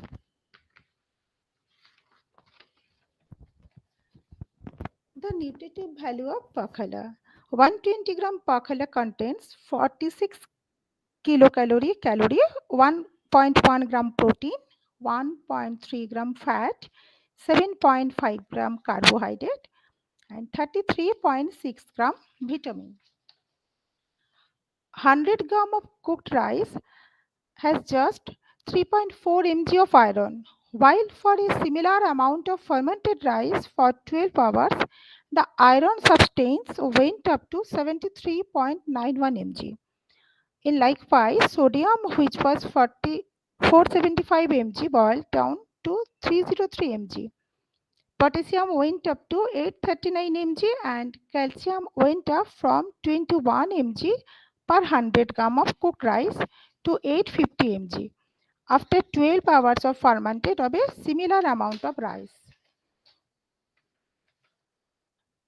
The health benefits of Pakhala. Summer supplement. Pakhala is viewed as the best food in summer to protect the heat. It helps to combat heavy sweating and heat in huge summer. Stay slim. Eating pakhala can assist to weight loss and helpful in obesity because rice, when refrigerated for the time being, can contain up to 60% less calories than when newly cooked, dropping from 130 calories for each 100 gram to only 52. Sound sleep. Pakhala kills heat in the day and gives sound sleep in the night. Digestive helping. Eating pakhala helps our digestive system through breakdown our meals. It produces helpful digestive enzyme and helps to generate valuable microbes in the stomach. Natural coolant. It acts as a natural coolant through reducing the body temperature. Reduces stomach illness. It is traditionally used as an ailment of stomach ulcers and other stomach-related illness. Glow with pakhala. It helps in keeping a shining look. Research shows that in the fermented rice, the lactic acid microorganism separates the counter-healthful factors in rice, bringing about an improved bioaccessibility of smaller scale supplements and minerals. For example, iron, potassium, and calcium. The D-lactic acid delivered during the time of fermentation of rice helps in building beneficial gut microorganisms and expanding digestive capacity of the body. It decreases blood pressure and directs internal heat level also. In summer, when the mercury rises, days become sultry and muggy. This unassuming rice dish gives colossal help to the body.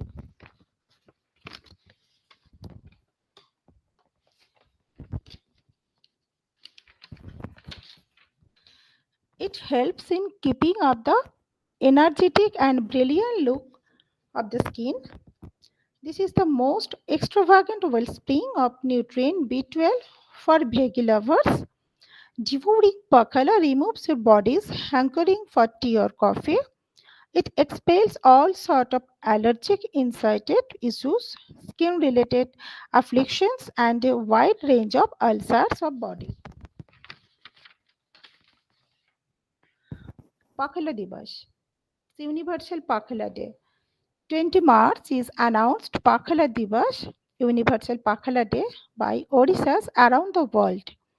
Prior to not many years, while discussing about Pakhala on an Odia group in a social networking website, the gathering chose to observe Universal Pakhala Day to welcome Shamar.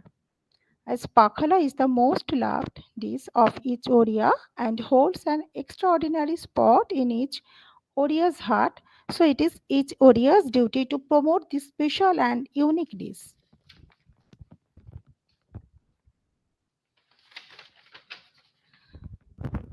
As the entire conversation was done on 20 March, it is chosen to comment the extraordinary event on that day. The festivity got perceived a limited time span, and expectation is that it will arrive at each corner of the world. It is guaranteed that when you get back following a day's difficult work in sweltering warmth and you take a handful of the pakhala into your mouth, tailed by the fresh bari chura, macha bhaja, shaga, baigan or tomato pora, aloo bharta, amba chutney, and the crunchy onions, you will without a doubt end up let out a pleased and substance burp.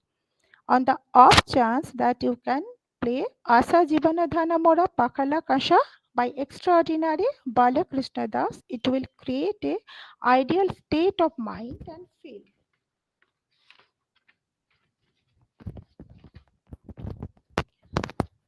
Conclusion and future perspective. This home-based traditional preparation of pakhala is passed from one generation to next generation. The social and economic conditions of a specific region and state can benefit greatly from traditional knowledge. Even efforts should be made to save the age-old traditional understanding and heroistic practices to foster the knowledge and quintessential executions for inclusive growth and development. Thank you all. Thank you so much, ma'am. Now, Girish Narayanan has raised his hand, and Dr. R.K. Biswas sir has also raised their hands. May I? Yes, sir. Sure, sir. Hello. Yeah. When it is about Pakhal, so I couldn't stop myself suggesting something like the value of this fermented rice can be best extracted if the rice is cooked in wood and it is kept in earthen pots, because that is what is the traditional practice in the villages. But nowadays, with this becoming a kind of popular, propagandistic way of promoting Pakhal, that is not going to help. So we must talk about the tradition, how people in the villages, in the rural areas, they used to make the best use of Pakhal. And I know I can remember some of my earlier childhood days when we go to our villages.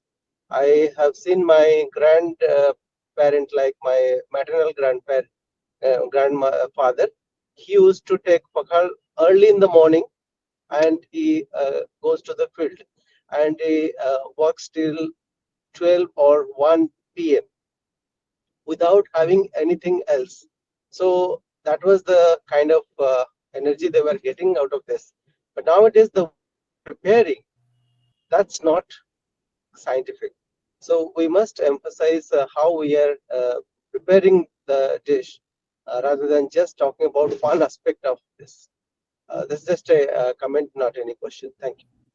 Yes, sir. Thank you, sir. Thank you, sir. Girish Narayan, sir, has also raised his hand. Sir, please.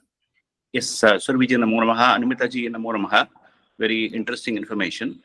A curiosity question. I belong to down south and we are staple rice eaters.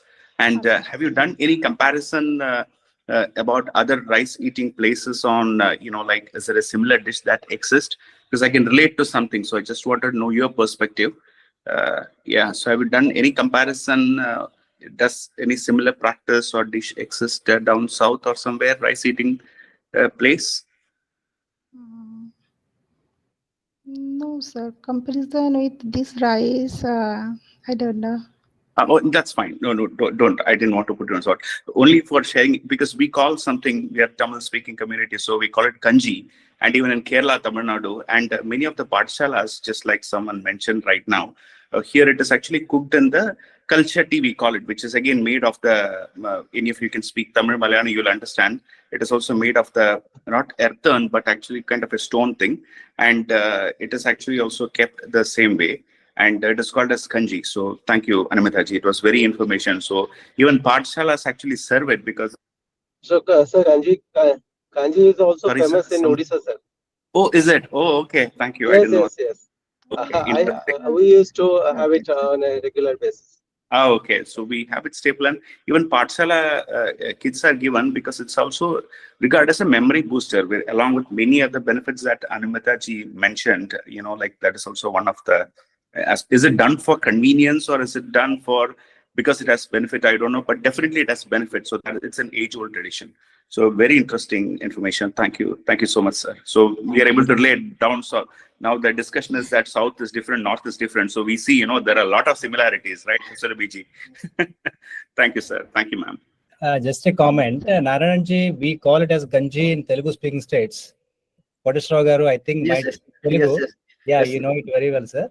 And also we have a concept called Taravani, which is famous in Telangana. Taravani, you can Google it. So the leftover rice is put into the buttermilk along with some onions. If you're an onion eater, that brings a very great medicinal value because it is fermented thoroughly, as Dr. Anumita ji was trying to inform us. Definitely, it has a medicinal value and it has cultural roots also. Thank you for adding your. Anumita, in continuation with the discussion, there is another popular drink in Odisha and other states that is known as handia. Have you compared such a drink with drink or food with this your study? Or are you aware of such drink called handia, which is most popular, which is again rice-based fermented item? I'm not compared that. Because as there are quite similarities between the your drink and Pakhala and handia, perhaps in the beginning you should have provided some background, right? And also in that committees, you should have provided some background about your study, right? Where is your field area? How did you collect the data, right? And also you have classified different types of the Pakhala, right? Is it your classification or is it the people's classification? People's classification, sir. You have to specify, and also you have mentioned the values, right? And there again you have to specify clearly. On the one side, the people's perception, right? Their value system. How do they consider about the Pakhala? How do they value, right?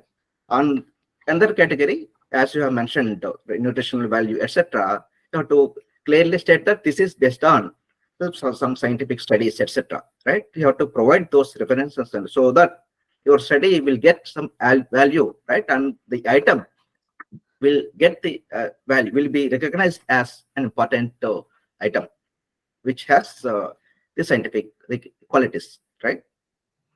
Okay. Right. So regarding the classification, I can say that primarily there are only two types, Basi and Saja, and others are now the various additions to this. But that is the classic classification, Basi and Saja. And I have also written a book chapter on probiotic beverages of the hill areas, I mean the tribals. we can also get some information on handy and all the drinks that we prepare from fermented foods. Yes. Yeah. If you can combine those two different categories. People's classification, how do they perceive, how do they value, and then you can add the scientific value, then perhaps it will be a very good study, because I have also published a similar work, not on this the food item, but on some drink, right? How people value their local drink and what's the scientific basis. So comparing these two, then I have published and it got it published in a good reputed journal. Perhaps you try to think of in that direction. Are there any other queries? Yeah, Anumita, I am not having any query. I am going to give you a few things like you can access Ashtanga Sangrah, Ashtanga Hriday और चरक संहिता, 3 text हैं जिनमें इसका Sanskrit version available है. और दूसरा चीज ये है कि मतलब संस्कृत नाम क्या है इन चीजों के लिए जो हम लोग अभी ट्रेडिशनली प्रैक्टिस करते हैं अलग अलग रीजन में, उसका जो आपको लिटरेरी सोर्स है वहाँ एविडेंस है इसका. दूसरा जैसे कि मैं अपने स्टूडेंट्स को कई बार बोल देती हूँ कि जब हम आजकल अपना खाना पीना ठीक नहीं कर पा रहे हैं तो एक बहुत साधारण एग्जांपल देती हूँ कि अगर आप धनिया टमाटर की चटनी आप सिलबट्टे पे पीस के बनाते हैं तो उसका स्वाद और जो मिक्सर में बनती है उसका स्वाद थोड़ा डिफर कर जाता है. कारण क्योंकि जिस टूल और टेक्निक का हम यूज करके बना रहे हैं, इवन वो पात्र जिनमें बनाया जा रहा है या जिस मेथड से बनाया जा रहा है, they have an impact on the content. उसकी वजह से हम जिस चीज को पका रहे हैं उसका वीर्यपाक से बदल जाता है, इसीलिए उसका प्रभाव शरीर में जाकर भी बदल जाता है. तो ये जो modern techniques of food processing आ रही हैं, जिसकी वजह से हम अल्ट्रा प्रोसेस्ड फूड में दिन भर मतलब कंटिन्यूअसली फंसते जा रहे हैं, वहां थोड़ा सा ध्यान रखना है. तो ये जो हमारी ट्रेडिशनल मेथड्स हैं पकाने के, चाहे पाक कला का हो, चाहे उसका यंत्र हो और चाहे उसकी विधि हो, उन तीनों को बहुत प्रोमिनेंटली अपने रिसर्च में डालो. ये रिसर्च बहुत अच्छी हो जाएगी. अपना पेपर इसमें इस तरीके से फ्रेम करो, ये बहुत ही ज्यादा वैल्यूएबल होगा आगे जा करके.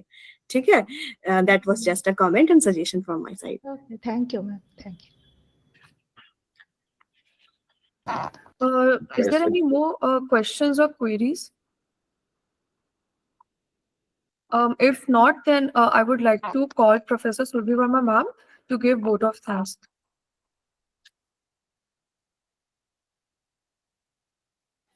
Okay, Prasvani, thank you. Thanks. I think I have already summarized with my comments also. And in this session, we had Professor JSR Prasad sir and then Laxmi ma'am. And right now we were in a very short while we discussed the food also. So everyone is waiting for the food. So without taking too much of the time, I am just thanking all of the participants, all the speakers, and everyone who is with us right now to be a part of this conference and in this session also. Thank you. Thanks a lot. We will meet again by 2. Thank you.